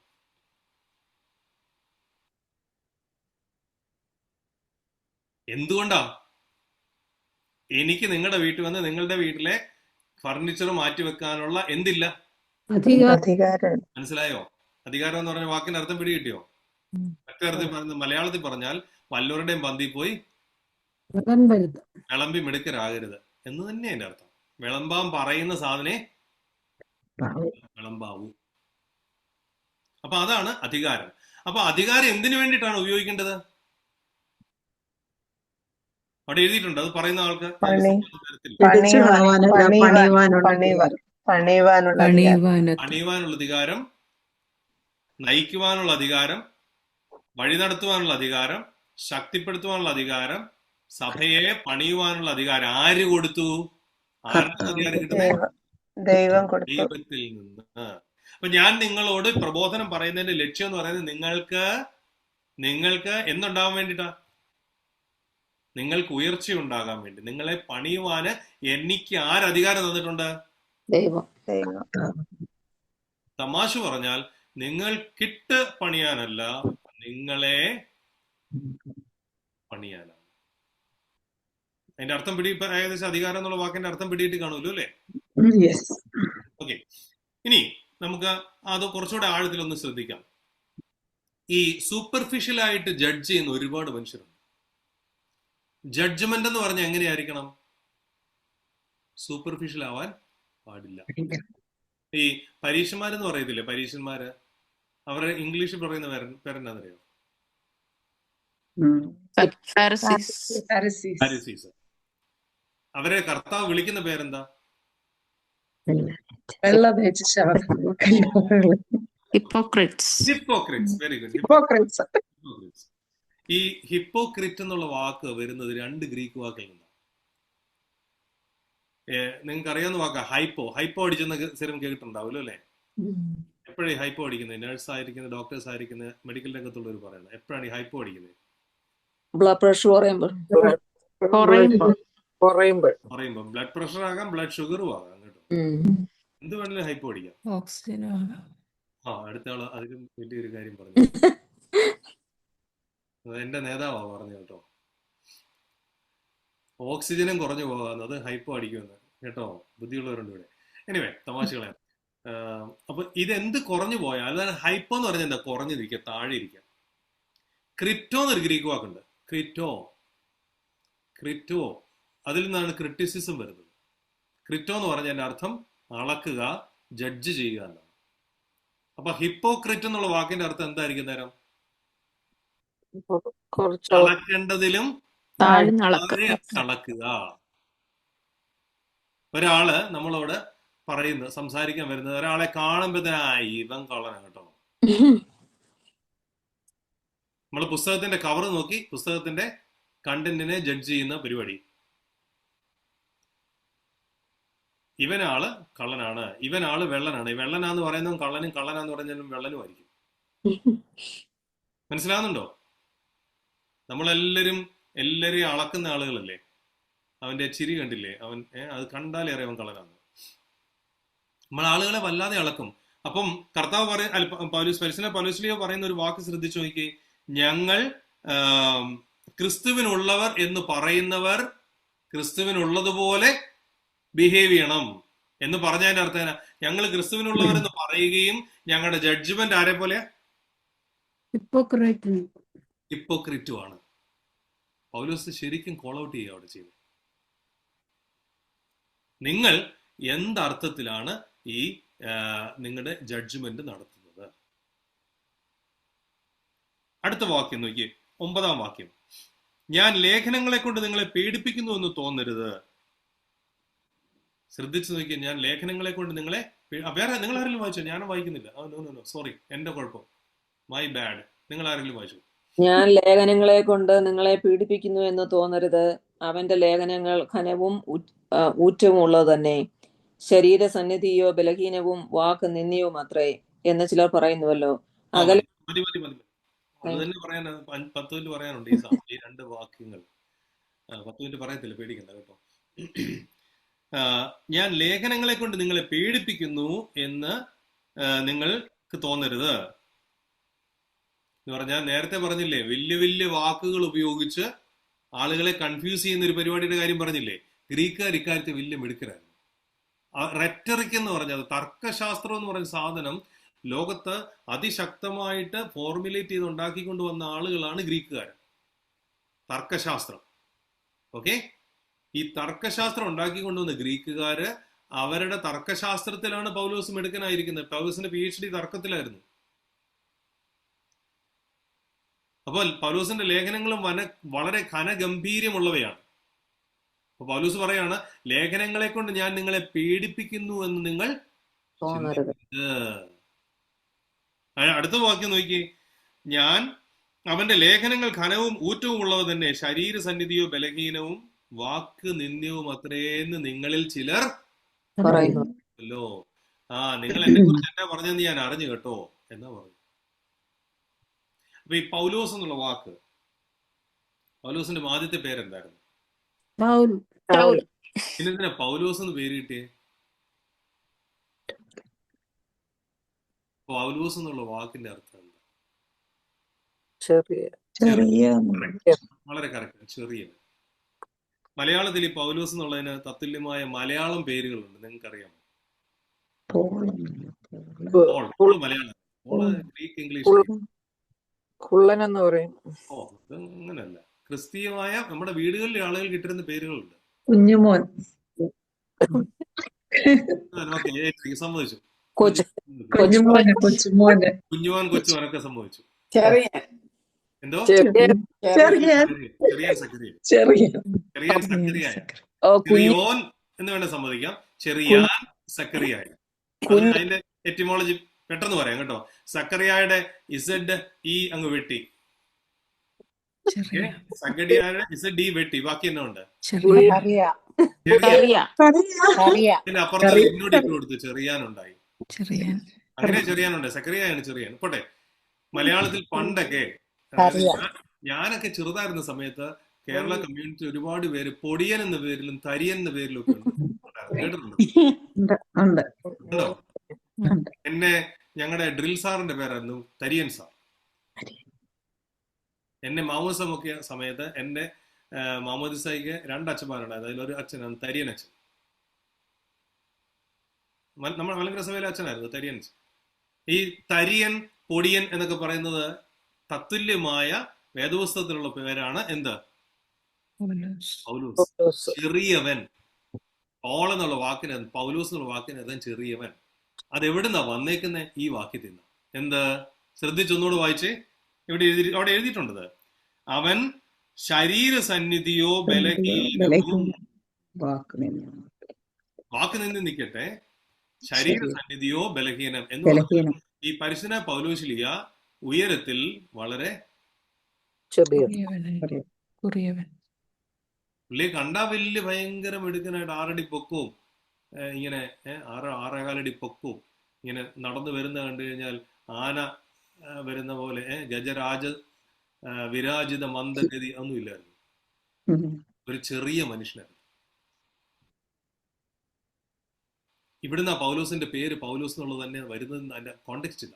അദ്ദേഹം ക്രിസ്ത്യാനി ആയപ്പോൾ സ്വീകരിച്ച പേരാണ് പൗലോസ്. എന്താ? ഞാൻ ചെറിയവനാണ്, യേശു ക്രിസ്തുവിന് മുമ്പാകെ ഞാൻ ചെറിയവനായിരുന്നോളാം എന്നാണ് ഇതിന്റെ അർത്ഥം.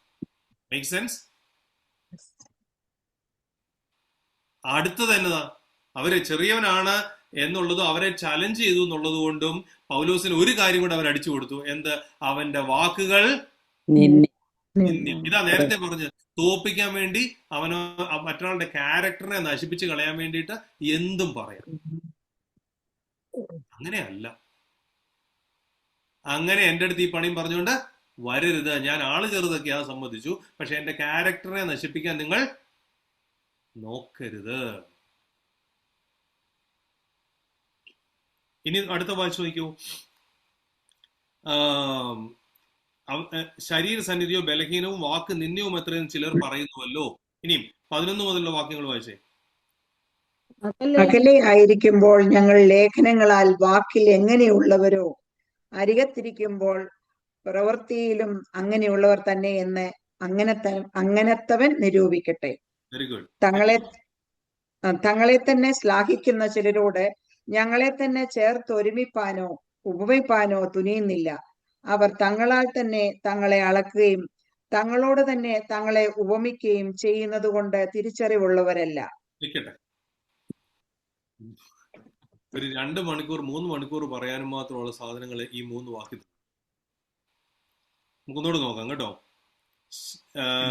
അകലെ ഇരിക്കുമ്പോൾ ഞങ്ങൾ ലേഖനങ്ങളാൽ വാക്കിൽ എങ്ങനെയുള്ളവരോ, അരികത്തിരിക്കുമ്പോൾ പ്രവൃത്തിയിലും അങ്ങനെയുള്ളവർ തന്നെയെന്ന് അങ്ങനത്തവൻ നിരൂപിക്കട്ടെ. ആര്? നേരത്തെ പറഞ്ഞല്ലോ, അത് തന്നെ. ഹിപ്പോക്രിറ്റ്സ് ആയിരിക്കുന്ന ആളുകൾ എങ്ങനെ ലേഖനങ്ങളിൽ ഞങ്ങൾ എത്ര നല്ലവരാണോ, അടുത്തുള്ള സമയത്ത് ഞങ്ങൾ അങ്ങനെ തന്നെ നല്ല മനുഷ്യരാണെന്ന് നിങ്ങൾ മനസ്സിലാക്കി. ഞാൻ ഒരു ചെറിയ ടൈം ഔട്ട് വിളിക്കാം ഇവിടെ കേട്ടോ. എന്താണ് ടൈം ഔട്ടിന്റെ ഉദ്ദേശം? നിങ്ങൾ ശ്രദ്ധിച്ച് കേട്ടു നോക്കിയേ. പരിശുദ്ധ പൗലോസ്ലീഹ എന്താ പറഞ്ഞത്? ഞങ്ങൾ അവിടെ ഇരുന്നാലും ഇവിടെ ഇരുന്നാലും ഞങ്ങൾ ഒരേ മനുഷ്യർ തന്നെ.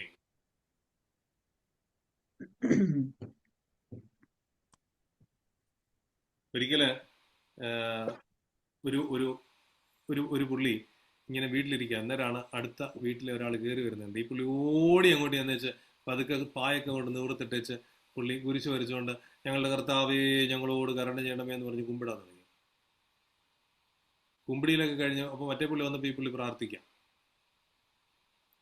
അപ്പം ഞങ്ങളോട് കരുണ ചെയ്യണമേ എന്ന് പറഞ്ഞ് കുമ്പിടിയിലൂടെ ഒരു 4 കുമ്പിടിയിൽ കഴിഞ്ഞ് മറ്റേ പുള്ളി അങ്ങ് പോയി കഴിഞ്ഞപ്പോൾ പുള്ളി കുമ്പിടിയിൽ നിർത്തി. അതിൻ്റെ അർത്ഥം പുള്ളിയുടെ ഉദ്ദേശം എന്നായിരുന്നു? കാണിക്കാം. ആ, ഞാൻ കുമ്പിട്ട് പ്രാർത്ഥിക്കുന്ന ആളെന്ന് മറ്റേ പുള്ളി കാണുക എന്നുള്ള ഉദ്ദേശം ഉണ്ടായിരുന്നു. അങ്ങനത്തെ ബിഹേവിയർ അല്ല ഞങ്ങളുടേത് എന്ന് ആര് പറയുന്നു? നമ്മളൊരു കാര്യം അറിയണം, നമ്മൾ അകത്തും പുറത്തും എങ്ങനെയുള്ളവരായിരിക്കണം? ഒരുപോലെയുള്ളവരായിരിക്കണം. നമ്മൾ അകത്തും പുറത്തും എങ്ങനെയുള്ളവരായിരിക്കണം? ഒരുപോലെയുള്ളവരായിരിക്കണം.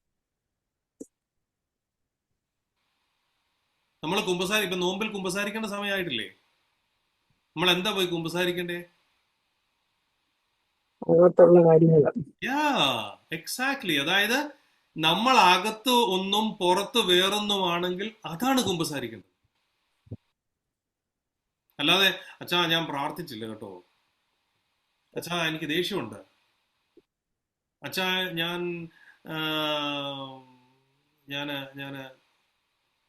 അച്ഛനറിയാലോ അല്ലേ? അച്ഛനെന്താ അറിയാവുന്നേ? ഞാൻ ഒരു വേള നിങ്ങളോട് പറയാം, ഒരു ദുരവസ്ഥ വന്ന ഒരു ദിവസം പ്രാർത്ഥിക്കാൻ പറ്റിയില്ല എന്നിരിക്കട്ടെ, കർത്താവ് അതിനകത്ത് വഴക്കിന് വരുത്തൊന്നുമില്ല.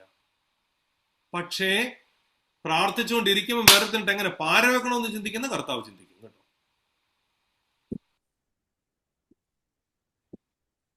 കുറച്ചാൾ മുമ്പ് ഒരാൾ എന്നോട് പറഞ്ഞു, എൻ്റെ അച്ഛൻ എനിക്ക് രാവിലെ എഴുന്നേറ്റ് പ്രാർത്ഥിക്കാൻ സമയമില്ല. അവരുടെ കുഞ്ഞിന് അസുഖമുണ്ട്, ആ കുഞ്ഞ് സ്പെഷ്യൽ നീഡ്സ് കൊച്ചാ. പിന്നെ ബാക്കി വേറെ 2 പിള്ളേരുടെ ഉണ്ട്, അവരുടെ കാര്യങ്ങൾ നോക്കണം, രാവിലെ സ്കൂളിൽ വിടണം, ഒരുപാട് കാര്യങ്ങൾ. എൻ്റെ അച്ഛൻ എനിക്ക് രാവിലെ പ്രാർത്ഥിക്കാൻ നേരെയില്ല, എനിക്ക് ഉറക്കം ഒരു 4 മണിക്കൂർ 5 മണിക്കൂർ കൂടുതൽ കിട്ടുന്നില്ല. അതിൻ്റെ ഉറങ്ങുന്നതിൻ്റെ ഇടയ്ക്കും എൻ്റെ ഈ കുഞ്ഞിന് ആവശ്യമുണ്ടെങ്കിൽ ഞാൻ എഴുന്നേറ്റ് പോകണം, ഉറക്കം കണ്ടിന്യൂസ് ആയിട്ട് കിട്ടുന്നില്ല. ഞാൻ ആകെ ചെയ്യുന്നത് എൻ്റെ വീട്ടിൽ പരിമളത്തിന് വേണ്ടി ഒരു ചിത്രത്തിൻ്റെ മുമ്പിലാണ് ഞങ്ങൾ പ്രാർത്ഥിക്കുന്നത്. ഞാൻ അവിടെ രാവിലെ പോയി 3 പ്രാവശ്യം കുമ്പിടും, അത്ര എനിക്ക് സാധിക്കും. ഞാൻ ഒരു കാര്യം പറയട്ടെ, ആ വ്യക്തിയുടെ പ്രാർത്ഥനയ്ക്ക് 1 മണിക്കൂർ ഒരു രാവിലെ മുഴുവൻ ഇരുന്ന് പ്രാർത്ഥിച്ച് വേറെ വല്ലവരുടെയും ആ പ്രാർത്ഥിക്കുന്ന 1 മണിക്കൂറും വേറെ വല്ലവരെ കുറിച്ചും കുറ്റം ചിന്തിക്കുകയും വേണ്ടാതിനും ചിന്തിക്കുകയും വേറെ വല്ല കാര്യങ്ങളും ചിന്തിക്കുകയും ചെയ്ത് പ്രാർത്ഥിക്കുന്ന ഒരാളുടെ പ്രാർത്ഥനയെക്കാളും വില ആരുടെ പ്രാർത്ഥനയ്ക്കുണ്ട്? ഈ 3 കുമ്പിടുന്ന ആളുടെ പ്രാർത്ഥനയ്ക്കുണ്ട്. അതാണ് നമ്മൾ ഹൂത്തോമോയ്ക്ക് ചൊല്ലുന്ന ഒരു പ്രാർത്ഥന. ഏതാണെന്നറിയാമോ? ശരീരത്തിൽ ആര് പറയും?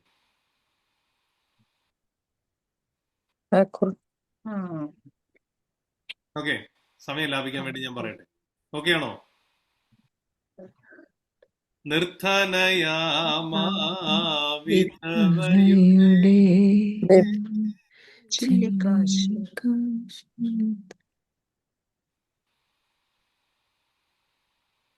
അതാ അതിന്റെ അർത്ഥം. ടൈം ഔട്ട് വിളിച്ചതിന്റെ സമയം കഴിഞ്ഞ് നമുക്ക് തിരിച്ചു പോവാം. തങ്ങളെ തന്നെ ശ്ലാഘിക്കുന്ന ചിലരോട് ഞങ്ങളെ തന്നെ ചേർത്തൊരുമിപ്പാനോ ഉപമിപ്പാനോ തുനിയുന്നില്ല എന്ന് പറഞ്ഞാൽ അതിന്റെ അർത്ഥം എന്നാ? അവരവരെ തന്നെ പ്രൈസ് ചെയ്യുന്ന ആളുകളെ കണ്ടിട്ടുണ്ടോ ഇല്ലയോ? പറഞ്ഞു. മനസ്സുപോലെ കണ്ടിട്ടുണ്ടായിരിക്കും അല്ലേ? എനിക്കൊരു സുഹൃത്തുണ്ടായിരുന്നു പണ്ട്, ഞങ്ങൾ വടക്കേണ്ടി താമസിക്കുന്നത്. ഈ പുള്ളിയുടെ സകല സാധനങ്ങളെ കുറിച്ച് ഇദ്ദേഹം വർത്താനം പറഞ്ഞ് സ്ഥിരം ഉപയോഗിക്കുന്ന വാക്കാ ബഹുത് ബഡാ. ഓ ഹമാരാ ഘർ ബഹുത് ബഡാ, ഹമാരി ഗാഡി ബഹുത് ബഡാ, ഹമാരാ മിക്സി ബഹുത് ബഡാ. പുള്ളിയുടെ വീട്ടിലെ സകല സാധനങ്ങളും, പുള്ളിയുടെ പിള്ളേര്, പുള്ളിയുടെ സകലതും ബഹുത് ബഡാ. തുമാരാ തോ ഉത്തന നഹീ ആ ജായേഗാ. നിന്റെ വീട്ടിലെ ഒരു സാധനം ഇത്ര വെക്കുകയില്ല, എന്റേതാണ് ബഹുത് ബഡാ. ഇതിനെയാണ് തങ്ങളെ തന്നെ ശ്ലാഘിക്കുക എന്ന് പറയുന്നത്. അങ്ങനെ സ്വയം, അപ്പൊ നേരത്തെ നമ്മൾ പറഞ്ഞില്ലേ ഹിപ്പോക്രിറ്റ്സ് എന്ന് പറഞ്ഞില്ലേ, എന്നെ ഞാൻ അളക്കുന്ന അളവുകോലിൽ തന്നെ ഞാൻ നിങ്ങളെയും അളക്കണം. പകരം എന്നെ ഞാൻ വലിയൊരു അളവുകോലിൽ അളക്കുകയും നിങ്ങളെ ഞാൻ ചെറിയൊരു അളവുകോലിൽ അളക്കുകയും ചെയ്യുമ്പോൾ ആരാണ് ഞാൻ? ഹിപ്പോക്രിറ്റ് ആണ്. ഹിപ്പോക്രിറ്റിനെ കുറിച്ച് വേറൊരു ഒരു ഉദാഹരണമാണ് ഇവിടെ. തങ്ങളെ തന്നെ ശ്ലാഘിക്കുന്നവരോട് ഞങ്ങളെ തന്നെ ഉപമിക്കാൻ ഞങ്ങൾ ആഗ്രഹിക്കുന്നില്ല, തുനിയുന്നില്ല. അതാ ഇവിടെ പറയുന്നത്. Make sense? അടുത്തത്, അവരോട് ചേർത്തൊരുമിപ്പാനോ ഉപമിപ്പാനോ തുനിയുന്നില്ല. അവർ തങ്ങളെ തന്നെ അളക്കുകയും തങ്ങളോട് തന്നെ തങ്ങളെ ഉപമിക്കുകയും ചെയ്യുന്നുണ്ട്. എന്തില്ലാത്തവരാണ്? തിരിച്ചറിവില്ലാത്ത. തിരിച്ചറിവില്ല. എന്താണ് തിരിച്ചറിവില്ലാത്ത? എന്താണ് തിരിച്ചറിവെന്ന് പറഞ്ഞതിന്റെ അർത്ഥം എന്നാ? ബി, ശരിയും ഇത് തെറ്റും. രണ്ടും തിരിച്ചറിയാൻ പറ്റുന്നത്. ഇംഗ്ലീഷിൽ ഒരു പറച്ചില് നിങ്ങൾ കേട്ടിട്ടുണ്ടോ? I always am cautious about my P's and Q's about that person. അങ്ങനെ കേട്ടിട്ടുണ്ടോ നിങ്ങൾ? ഈ ഒരു ഫ്രേസ് കേട്ടിട്ടുണ്ടോ ഇംഗ്ലീഷിലെ? കേട്ടിട്ടുണ്ട്. അതിന്റെ അർത്ഥം അറിയാമോ? ഇതിന്റെ അർത്ഥം എന്ന് വളരെ പറഞ്ഞാൽ ഇൻട്രസ്റ്റിംഗ് കേട്ടോ. വളരെ ഇംഗ്ലീഷിലെ ചില ഫ്രേസസ് ഒക്കെ ഉണ്ടല്ലോ, 1.5 ഫ്രേസാണ്. അതിലൊന്നാ ഇത്. They are very cautious about their P's and Q's. ഈ പറയാൻ എളുപ്പം, പെട്ടെന്ന് സമയം പോകാതിരിക്കാൻ വേണ്ടി പറയാം കേട്ടോ. ഈ പി എന്ന് എഴുതുമ്പോഴത്തേന് ഒരു വരയിട്ട് വലത്ത് വശത്ത് ഒരു ചെറിയ കുനിപ്പ് വെക്കുന്നത് പിയും, ഇടത്ത് വശത്ത് കുനിപ്പ് വെച്ചാൽ ക്യൂ. ക്യൂവാണ് അല്ലേ? കുനിപ്പ് എവിടെയാണെന്നുള്ളത് സൂക്ഷിച്ച് നോക്കിക്കോണമെന്നാ പറഞ്ഞത്. അവരോട് വർത്താനം പറയുമ്പോൾ സൂക്ഷിച്ച് സംസാരിക്കണമെന്നാ പറയുന്നതിന്റെ അർത്ഥം. അവരത് ശ്രദ്ധിക്കും. പൗലോസ് പറയുന്നത് എന്താ? അങ്ങനെയുള്ളവർക്ക് പി ഏതാണ് ക്യൂ ഏതാണെന്ന് തിരിച്ചറിവില്ല. കാരണം എന്താ? അവരവരെ തന്നെ അളക്കുന്ന അളവുകോലിനല്ല മറ്റാളെ അളക്കുന്നത്. ഇത് മറന്നുപോയത് ഇനി ജീവിതത്തിൽ ഒരിക്കലും മറന്നുപോയില്ല. എന്താണ് പീസ് ആൻഡ് ക്യൂസ് എന്ന് ഓർത്തുകൊള്ളുക. ഓക്കെ, ഇനി 13-ാം വാക്യം ആരാ വായിക്കാം?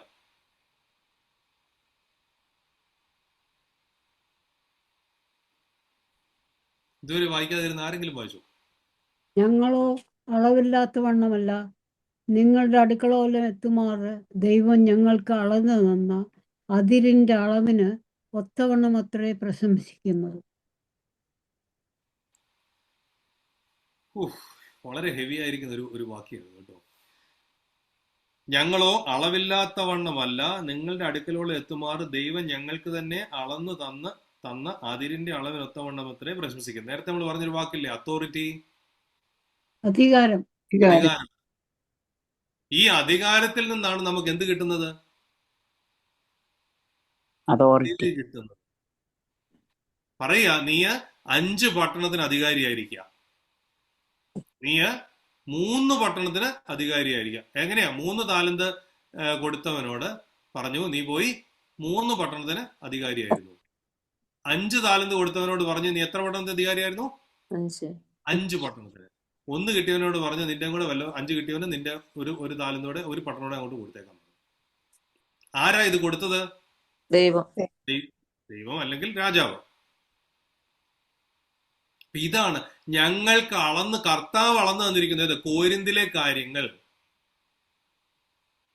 മാസിഡോണിയയിലെ കാര്യങ്ങൾ, ഇതൊക്കെ നോക്കിക്കോളാൻ ആരാണ് പൗലോസിനെ അനുവദിച്ചിരിക്കുന്നത്? ക്രിസ്തു അനുവദിച്ചിരിക്കുന്നതുകൊണ്ടാണ് ഞാൻ നിങ്ങളോട് സംസാരിക്കുന്നത്, അല്ലാതെ വെറുതെ നിങ്ങളോട് വർത്താനം പറയലല്ല. ഇതിന് മനസ്സിലാക്കാൻ ഞാൻ 1-2 ഉദാഹരണങ്ങൾ പെട്ടെന്ന് പറയാം. ഒരു മാമോദീസ നടത്തുമ്പോഴത്തേന് അതിന്റെ ഏറ്റവും അടിസ്ഥാനപരമായ റിക്വയർമെന്റ് എന്താണെന്നറിയാമോ? വേണ്ട ഏത് കൂദാശ, മലങ്കര സഭയിലെ ഏത് കൂദാശ നടത്തുന്നതിനും അടിസ്ഥാനപരമായ റിക്വയർമെന്റ് എന്താണെന്നറിയാമോ?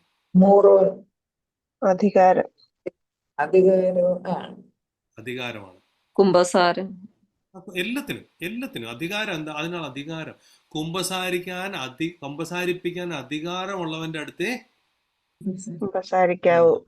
മാമോദിസ മുക്കാൻ ലെജിറ്റിമേറ്റ് ആയിട്ട് പട്ടത്വം ഉള്ള ഒരാൾക്ക് പറ്റത്തുള്ളൂ.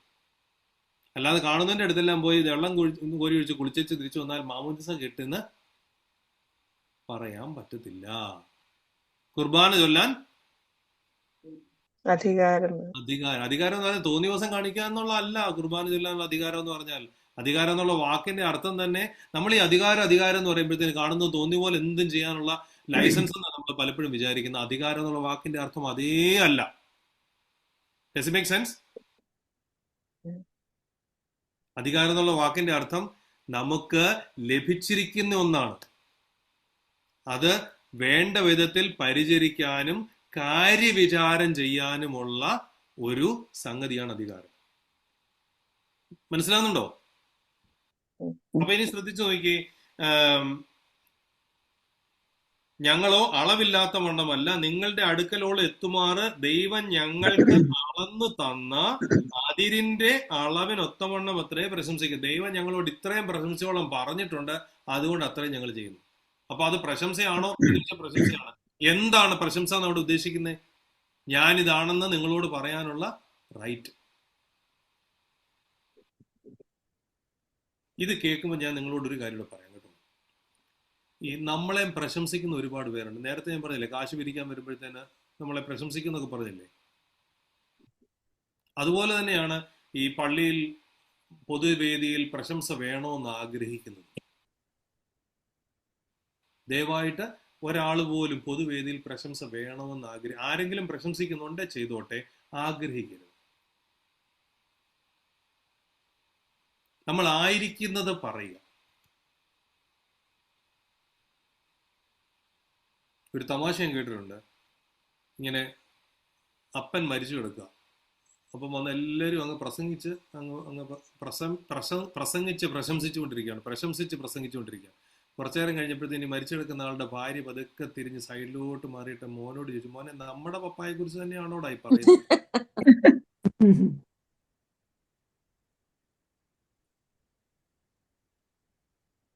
ഞാനൊരു സീരിയസ് ആയിട്ടൊരു കാര്യം കൂടെ പറയാം.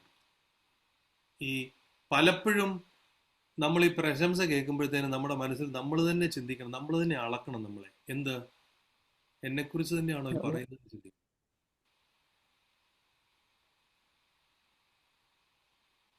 ഓരോ മരണം നടക്കുമ്പോഴും ആ മരണത്തിനെ തുടർന്ന് ഈ പ്രശംസാ പ്രസംഗങ്ങൾ നടത്തുന്നവരുടെ ഒരു നീണ്ട നിരയുണ്ടായിരിക്കും. നിങ്ങൾ ഓരോരുത്തരും ചിന്തിച്ചു തുടങ്ങണം, എൻ്റെ മരണത്തിന് എത്ര പേര് പ്രസംഗിക്കണമെന്ന് നമ്മുടെ വീട്ടിലുള്ളവരോട് നേരത്തെ തന്നെ പറഞ്ഞു വെക്കുന്നത് നല്ലതാണ്. അത് പറയാനുള്ള തൻ്റെ ഇടം നമുക്കുണ്ടായിരിക്കണം. അതാണ് ക്രിസ്തീയത എന്ന് പറയുന്നത്.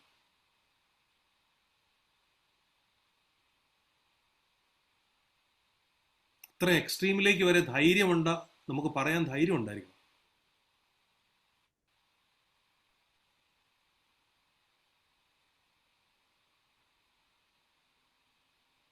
ഇതാണ് പൗലോസിനെ പറയുന്നത്. നമ്മൾ അല്ലാത്തത് നമ്മളെക്കുറിച്ച് പറയുമ്പോൾ ആര് പറഞ്ഞാലും അവരെ എന്ത് ചെയ്യിക്കണം? തടയണം. മതി, ഇഷ്ടപ്പെട്ടു, കൊള്ളാം, സന്തോഷം. നമുക്ക് അടുത്ത വിഷയം മാറ്റാം. അപ്പൊ ഇപ്പം നമ്മുടെ നാളത്തെ കാലാവസ്ഥ എന്താണ് പറഞ്ഞാട്ടെ? വിഷയം മാറ്റിവിടാം. നിങ്ങൾക്ക് ആരോടും വഴക്കിന് പോകാതെ വിഷയം മാറ്റാം. നാളെ ഇന്ത്യയുടെ ക്രിക്കറ്റ് കളി ഉണ്ടല്ലോ, നമുക്ക് അതിനെക്കുറിച്ച് പറയാം. അപ്പം സഞ്ജു സാംസൺ വീണ്ടും സെഞ്ചുറി അടിക്കുമോ എന്ന് ചോദിക്കാം. വിഷയം മാറിക്കോളും.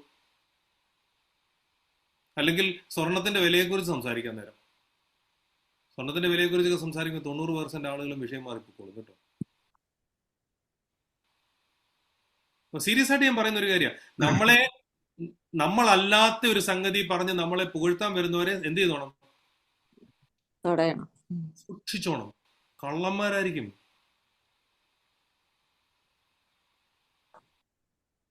ശ്രദ്ധിച്ചു നോക്കിക്കോണം. ക്രിസ്തുവിന്റെ സുവിശേഷം ഞങ്ങൾ നിങ്ങളുടെ അടുക്കലോളം എത്താതെ അതിർ കടന്നു പോകുന്നു എന്നല്ല, ക്രിസ്തുവിന്റെ സുവിശേഷം പ്രസംഗിച്ചുകൊണ്ട് ഞങ്ങൾ നിങ്ങളുടെ അടുക്കലോളം വന്നിട്ടുണ്ടല്ലോ. ഞങ്ങൾ വന്ന് നിങ്ങളുടെ അടുത്ത് ഞങ്ങളെ തന്നെ പ്രശംസിക്കുന്നതിന്റെ അടിസ്ഥാനപരമായ കാരണം എന്താണ്? യേശു ക്രിസ്തുവിന്റെ സുവിശേഷം. അതുകൊണ്ടാണ് ക്രൂശിതനായ കർത്താവിന്റെ യേശുക്രിസ്തുവിന്റെ ക്രൂശിലല്ലാതെ പ്രശംസിക്കാൻ ഞങ്ങൾക്ക് ഒന്നുമില്ല എന്ന് പറയുന്നത്. മനസ്സിലായോ? ഇനി ഞങ്ങൾ മറ്റുള്ളവരുടെ പ്രതിഫലം കൈവശമാക്കി അളവില്ലാതെ പ്രശംസിക്കുന്നുവെന്നുമില്ല. എവിടെ? കോരിന്തിൽ വേറെ ആരെങ്കിലും വന്ന് സഭ സ്ഥാപിച്ചോ അത് ഞങ്ങൾ വന്ന് പിടിച്ചു പറിക്കുന്നു എന്നല്ല. മാർത്തോമാശ്ലീഹ സ്ഥാപിച്ച സഭയായിട്ട് തന്നെ ഇരിക്കട്ടെ എന്ന് തന്നെയാണ് പറഞ്ഞതിന്റെ അർത്ഥം. അവിടെ പിടിച്ചു പറിക്കാൻ പോകേണ്ട കാര്യം ഇല്ല. അടുത്തത് എന്താണ്?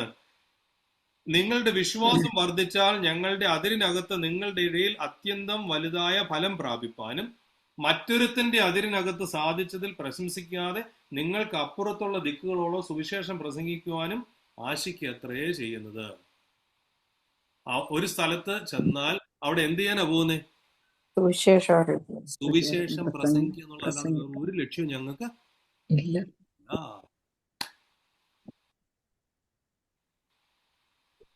അടുത്ത വാക്കും കൂടെ ശ്രദ്ധിക്കണം. പ്രശംസിക്കുന്നവൻ കർത്താവിൽ പ്രശംസിക്കട്ടെ. തന്നെത്താൻ പുകഴ്ത്തുന്നവനല്ല, കർത്താവ് പുകഴ്ത്തുന്നവൻ അത്രേ കൊള്ളാവുന്നവൻ. ഇത് യെരമ്യാ ലേഖനം 9-ാം അധ്യായം 23-24 വാക്യങ്ങൾ നിങ്ങൾ ഇന്ന് വായിച്ചു നോക്കണം കേട്ടോ.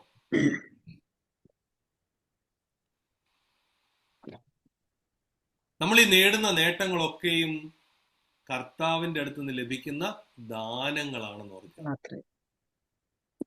അധികാരം എന്ന് പറയുന്നത് നമുക്ക് ലഭിക്കുന്ന ഒരു സാധനമാണ്. ശുശ്രൂഷ എന്ന് പറയുന്നത് ദൈവം തമ്പുരാൻ തരുന്ന ഒരു കൃപയാണ്. ദൈവത്തിന് അതുകൊണ്ട് ഗ്ലോറി കിട്ടട്ടെ. പൗലോസ് നട്ടു, അപ്പല്ലോസ് നട്ടു. ആരാ വലുതാക്കിയത്? ചെടി വളർത്തിയതാരാ? ദൈവം.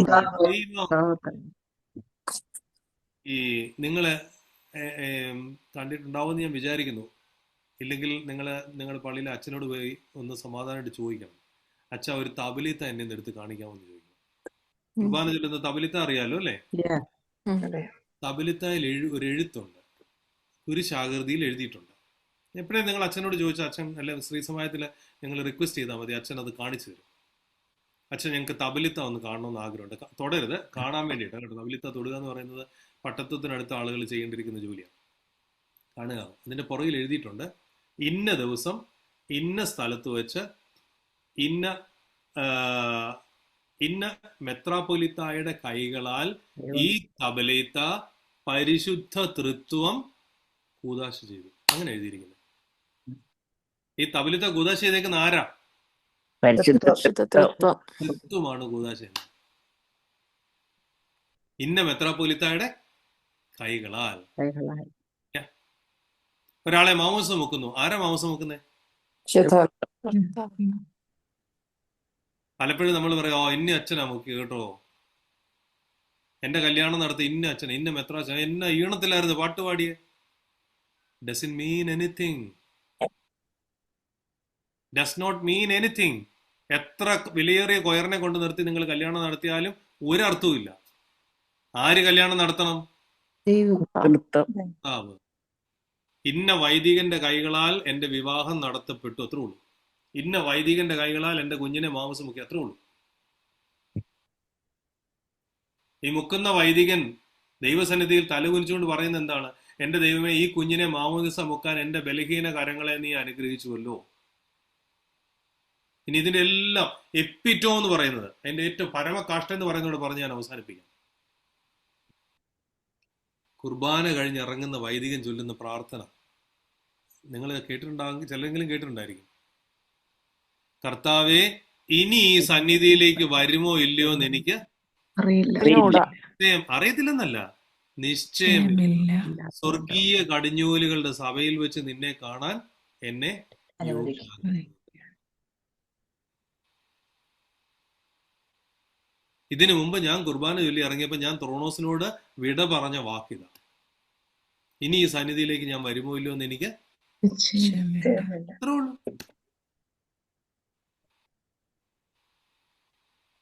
ഇതാണ് പരിശുദ്ധ പൗലോസ് പറയുന്നത്. അപ്പൊ ശ്രദ്ധിച്ച് നമ്മൾ തുടങ്ങിയ 2 വാക്കുകൾ നിങ്ങൾ ഓർക്കുന്നുണ്ടോ? വളരെ ഇമ്പോർട്ടന്റ് ആണ്.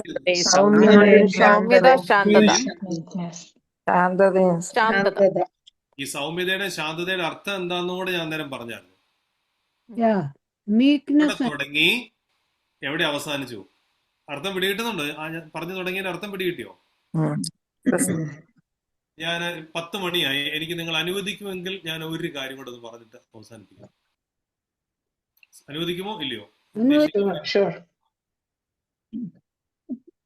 അതോറിറ്റിയെ കുറിച്ച് ഞാൻ പറഞ്ഞല്ലോ അല്ലെ? എക്സൂസി എന്ന് പറഞ്ഞു. ഓക്കെ, അതോറിറ്റിക്കെതിരെ നിൽക്കുന്ന, അതോറിറ്റിയോട് ചേർന്ന് നിൽക്കുന്ന വേറൊരു വാക്കുണ്ട്, പവർ. ഗ്രീക്കിൽ അതിന് ഡ്യുനാമിസ് എന്ന് പറയാം.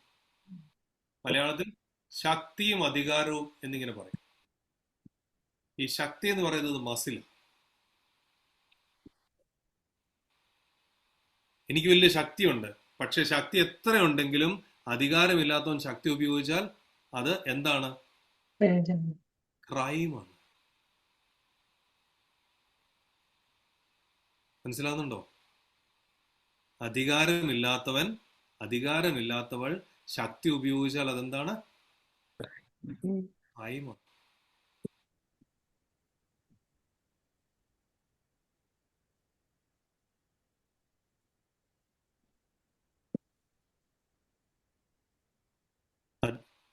അധികാരം ക്രിസ്തുവിൽ നിന്ന് വരുന്നത്. ഈ അധികാരം എന്ന് പറയുന്നത് പണിയുവാനുള്ള അധികാരമാണ്. ഇവിടെ പറഞ്ഞല്ലോ, പണിയുവാൻ അത്ര ഞങ്ങൾ ശ്രമിക്കുന്നത്, അല്ലേ? ഓർക്കുന്നുണ്ടോ? പണിയുവാനാണ് അധികാരം. അധികാരത്തിന് ലിമിറ്റ് ഉണ്ട്. എവിടെ? കർത്താവ് തരുന്ന അതിരിനോളം. അവസാനം പറഞ്ഞ വാക്ക് ഓർക്കുന്നുണ്ടോ? കർത്താവ് തന്ന അതിര്. ഇനി ഈ അധികാരം ഇങ്ങോട്ട് തന്നേക്കുന്ന കർത്താവാണെങ്കിൽ ആരോടാണ് അധികാരത്തിന് ഉത്തരം പറയേണ്ടത്? കർത്താവിനോട് ഉത്തരം പറയണം. ഓരോ കുമ്പസാരവും കർത്താവിനോടുള്ള ഉത്തരം പറച്ചില്ല. മനസ്സിലാവുന്നുണ്ടോ? അധികാരം പണിയുവാനുള്ളതാണ്, വേറൊരാളെ ശക്തിപ്പെടുത്തുവാനുള്ളതാണ്. ഒരാളുടെ ശക്തിയെ ചോർത്തിക്കളയുന്നതല്ല അധികാരം. ഒരാളുടെ വിശ്വാസത്തെ വർദ്ധിപ്പിക്കുന്നതിനാണ് അധികാരം. ഐക്യത്തെ പ്രോത്സാഹിപ്പിക്കുന്നതാണ് അധികാരം. വളർച്ചയെ ത്വരിതപ്പെടുത്തുന്നതാണ് അധികാരം. സമൂഹത്തെ സംരക്ഷിക്കുന്നതാണ് അധികാരം.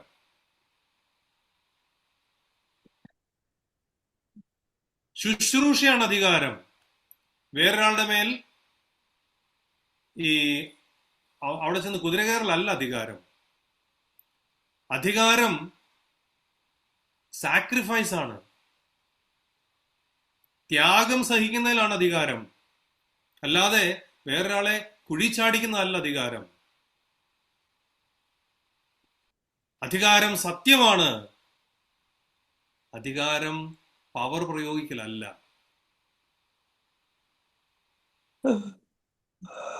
ഇത് നമ്മൾ അറിഞ്ഞിരിക്കണം.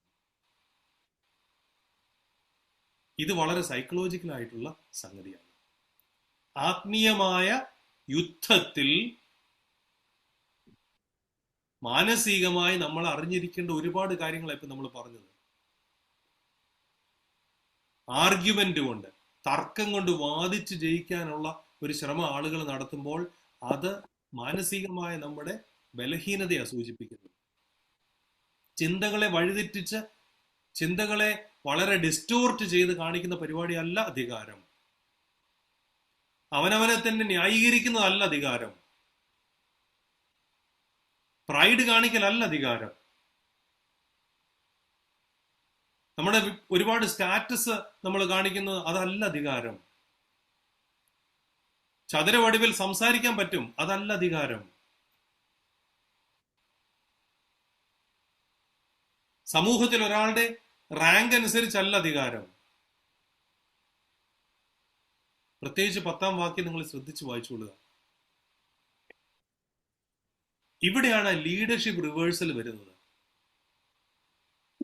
ലീഡർഷിപ്പ് റിവേഴ്സ് ചെയ്യുന്നത്.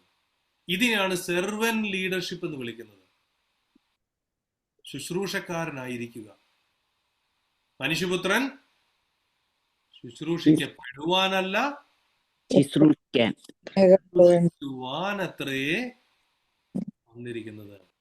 ഇതാണ് യേശുക്രിസ്തുവിൽ നിന്നും ഞാൻ പ്രാപിച്ചിരിക്കുന്ന ശുശ്രൂഷയുടെ അധികാരം.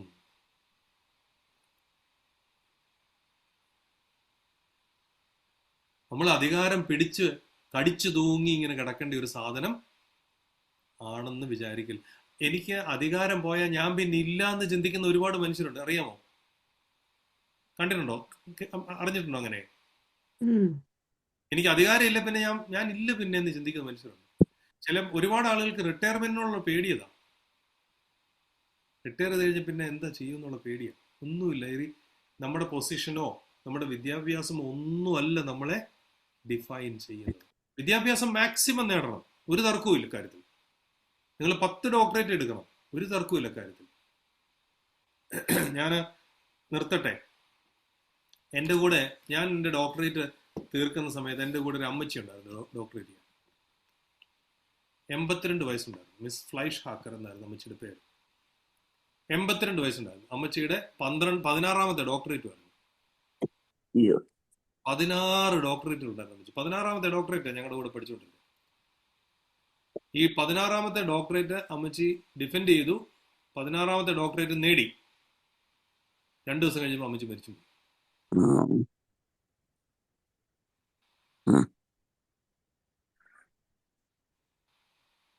That is what it is. എന്തുമാത്രം പഠിക്കാം, ഒരു കുഴപ്പമില്ല. പക്ഷെ ഈ പഠിത്തമല്ല നമ്മളെ ഡിഫൈൻ ചെയ്യുന്നത്. Does it make sense? Yes. ഞാൻ നിർത്തിയിരിക്കുന്നു. 7 മിനിറ്റ് അധികമായിപ്പോ, എന്നോട് ക്ഷമിക്കണം. നമ്മൾ തുടങ്ങിയപ്പോൾ 5 മിനിറ്റ് താമസം തുടങ്ങി. ഇനി ക്ഷമിക്കണേ. That's okay. It's an interesting session, so I'm sure everybody is keenly listening. Okay, എന്തെങ്കിലും ചോദ്യങ്ങൾ ഉണ്ടായിരുന്നു ആർക്കെങ്കിലും? ഞാൻ 2-3 മിനിറ്റ് കൂടെ ഇരിക്കാം. ഉണ്ടായിരുന്നു അച്ഛാ. അച്ഛന നമ്മുടെ ഈ വർഷത്തെ തീം എന്ന് പറഞ്ഞ ഈ 4-ാം വാക്യമാണല്ലോ. അവിടെ ഈ പോരാട്ടത്തിന്റെ പൗലോസ്ലീഹ ഉപയോഗിച്ച പോരാട്ടത്തിന്റെ ആയുധങ്ങള് അച്ഛനും ഇച്ചിരൂടെ ഒന്ന് ഡീറ്റെയിൽ ആയിട്ടൊന്ന് പറയാൻ പറ്റുമോ? 4-ാം വാക്യമാണെന്ന് എനിക്ക് അറിയാൻ പാടില്ലായിരുന്നു കേട്ടോ. സത്യം പറഞ്ഞതിൽ നിങ്ങൾ എന്നോട് പിണങ്ങരുത്. ഞാൻ വേദവസം അടച്ചു വെച്ചായിരുന്നു. സമയം കഴിഞ്ഞല്ലോ എന്ന് വിചാരിച്ചു. വീണ്ടും തുറക്കട്ടെ.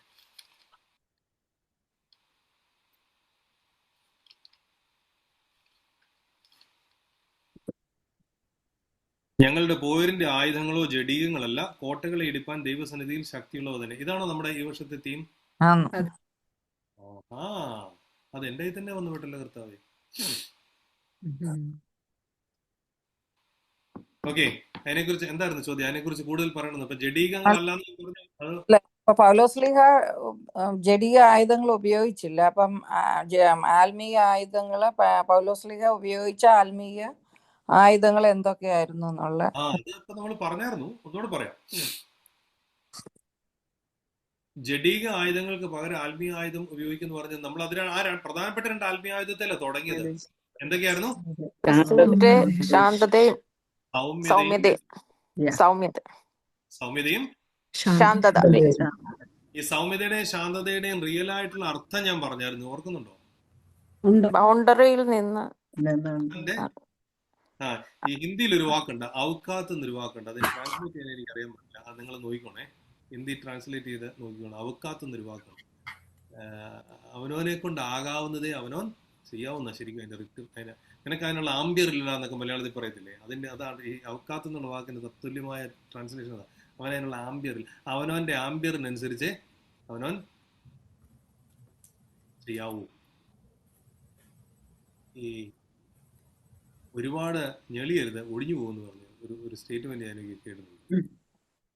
ഇതെല്ലാം ശാന്തതയും സൗമ്യതയും തെറ്റായി വ്യാഖ്യാനിക്കുന്നു എന്ന് പറഞ്ഞ് നമ്മളെ മുതലെടുക്കാൻ നിന്നു കൊടുക്കുന്നത് അതും ശാന്തതയും സൗമ്യതയും ആണോ അല്ലയോ? അല്ല. അടുത്ത കാര്യം, നമ്മളെ തന്നെ വേറൊരാളെ തോൽപ്പിക്കാൻ വേണ്ടിയിട്ട് തെറ്റായ വാദഗതികൾ ഉന്നയിച്ച് അവരെ പറഞ്ഞു തോൽപ്പിക്കാൻ, വാദിച്ച് തോൽപ്പിക്കാൻ വേണ്ടി ശ്രമിക്കുന്ന ആളുകളെ കണ്ടിട്ടുണ്ടോ? ഉണ്ടോ ഇല്ലയോ? അത് ശരിയാണോ?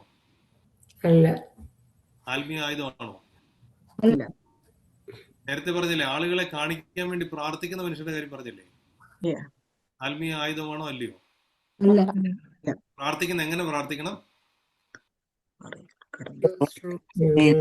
അറയിൽ കടന്ന് വാതിലടച്ച് പ്രാർത്ഥിക്കണം. പിന്നെ ഉപവസിക്കുമ്പോ എങ്ങനെ ഉപവസിക്കണം?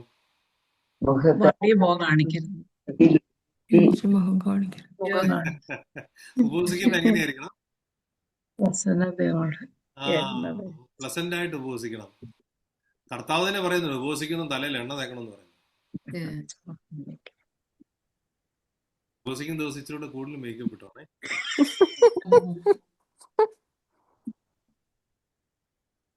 അടുത്തത് ആത്മീയ ആയുധം. ഒരാളോട് നമ്മൾ ഇടപെടുമ്പോൾ നമ്മൾ സത്യമല്ലാത്തത് എന്തെങ്കിലും അവരെ കാണിക്കാമോ? ഒരാളോട് സംസാരിക്കുമ്പോൾ ഒരാളെ അപമാനിച്ച് ഒതുക്കാൻ വേണ്ടിയിട്ട് കൂടുതൽ ഒച്ചയിൽ വർത്താനം പറഞ്ഞ, അല്ലെങ്കിൽ കൂടുതൽ അവരെ ആക്രമിക്കാമോ?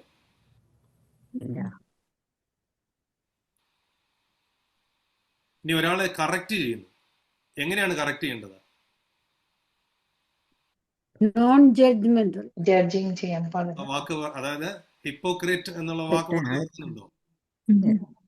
ഒരാളെ നമ്മൾ കറക്റ്റ് ചെയ്യും, എങ്ങനെയാണ് കറക്റ്റ് ചെയ്യേണ്ടത്? ഹേർട്ട് ചെയ്യാതെ കറക്റ്റ് ചെയ്യണം. ഇതിപ്പോ ഭയങ്കര എളുപ്പമായിപ്പോ അല്ലേ? നമ്മൾ ഒരാളെ കറക്റ്റ് ചെയ്യുമ്പോൾ ആദ്യം ചെയ്യേണ്ടത് എന്താണെന്നറിയാമോ? ആ വ്യക്തിയുടെ ബലഹീനത മാത്രം ആദ്യം കയറി മുഴുവനും കൂടെ കുടഞ്ഞ ഇന്ത്യൻ കോഫി ഹൗസിലെ ഈ ബീട്രൂട്ട് പോലെ ആക്കരുത്. നമ്മൾ പറയേണ്ടത് 2 പ്രാവശ്യം ആലോചിച്ച് അതാ വളരെ ഈ കറക്ഷൻ എന്ന് പറയുന്നത് ഉപ്പ് പോലെ ആയിരിക്കണം. കൂടിയാലും കുഴപ്പം, കുറഞ്ഞാലും കേൾക്കാമല്ലോ. കറക്ഷൻ എന്ന് പറയുന്നത് ഉപ്പ് പോലെ ആയിരിക്കണം.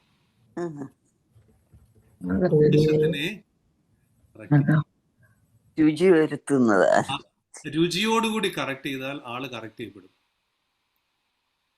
പ്രശംസ എന്തുപോലെ ഇരിക്കണം? സത്യമായിട്ടുള്ളതായിരിക്കണം.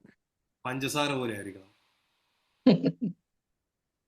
കറക്ഷൻ ഉപ്പ് പോലെ ആയിരിക്കണം.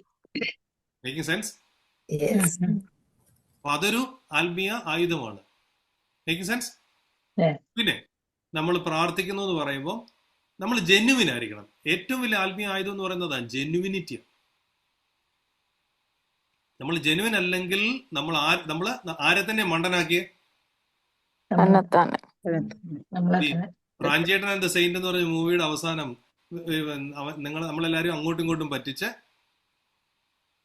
എനിക്ക് ഇതുപോലത്തെയുള്ള മൂവികൾ ഭയങ്കര ഇഷ്ടമാണ്. കാരണം വളരെ വളരെ കറക്റ്റായിട്ട് നമ്മുടെ പത്തിക്കടിക്കുന്ന ഡയലോഗുകൾ അതിനകത്തുള്ളത്. പരസ്പരം പറ്റിച്ച് അടുത്ത വാക്ക് എനിക്ക് ഏറ്റവും കൂടുതൽ ഇഷ്ടപ്പെട്ടേക്കുന്നത് അവനവനെ തന്നെ പറ്റിച്ച് നമ്മളെല്ലാം വലിയ മിടുക്കരാന്ന് പറഞ്ഞ് ഇങ്ങനെ ചിരിച്ചു നിൽക്കുക.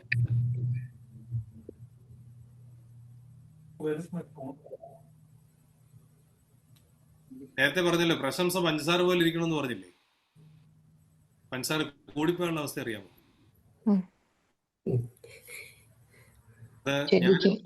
അത് ഞാനും ഷൈനിയും കൂടെ പണ്ട് കാരറ്റ് കേക്ക് ഉണ്ടാക്കി പോലെ ഇരിക്കും. അതിന്റെ കഥ പിന്നെ ഒരിക്കൽ പറയാം കേട്ടോ.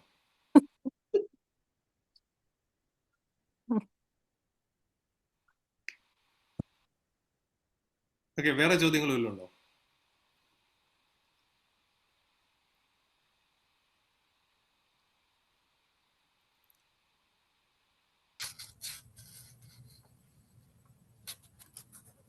എല്ലാവർക്കും എല്ലാം മനസ്സിലായി അല്ലേ? അതൊക്കെ നമുക്ക് പ്രാർത്ഥിക്കാം. മനസ്സിലായി എന്ന് വിശ്വസിക്കുന്നു. That's the reason nobody has a question. That's very good.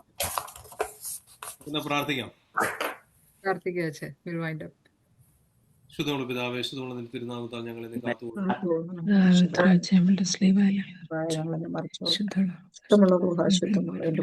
പാവനങ്ങളെ ഞങ്ങളെ ക്ഷമിക്കണമേ. ദൈവമായ ഞങ്ങളെ മറിച്ചുകൊള്ളണമേ. ദൈവത്തിന്റെ സ്നേഹവും ഏകജാതനായ പുത്രന്റെ കൃപയും പരിശുദ്ധരുടെ സംബന്ധവും ആവാസവും നമ്മളെല്ലാവരോടും കൂടി ധ്യാനിക്കുകയും പഠിക്കുകയും ചിന്തിക്കുകയും ചെയ്ത എല്ലാ കാര്യങ്ങളും ഒന്നിച്ചിപ്പോഴും നീക്കുണ്ടായിരിക്കുമാറാകണമേ. Good night, everyone. Thank you, everyone. Thank you, Acha. Good night.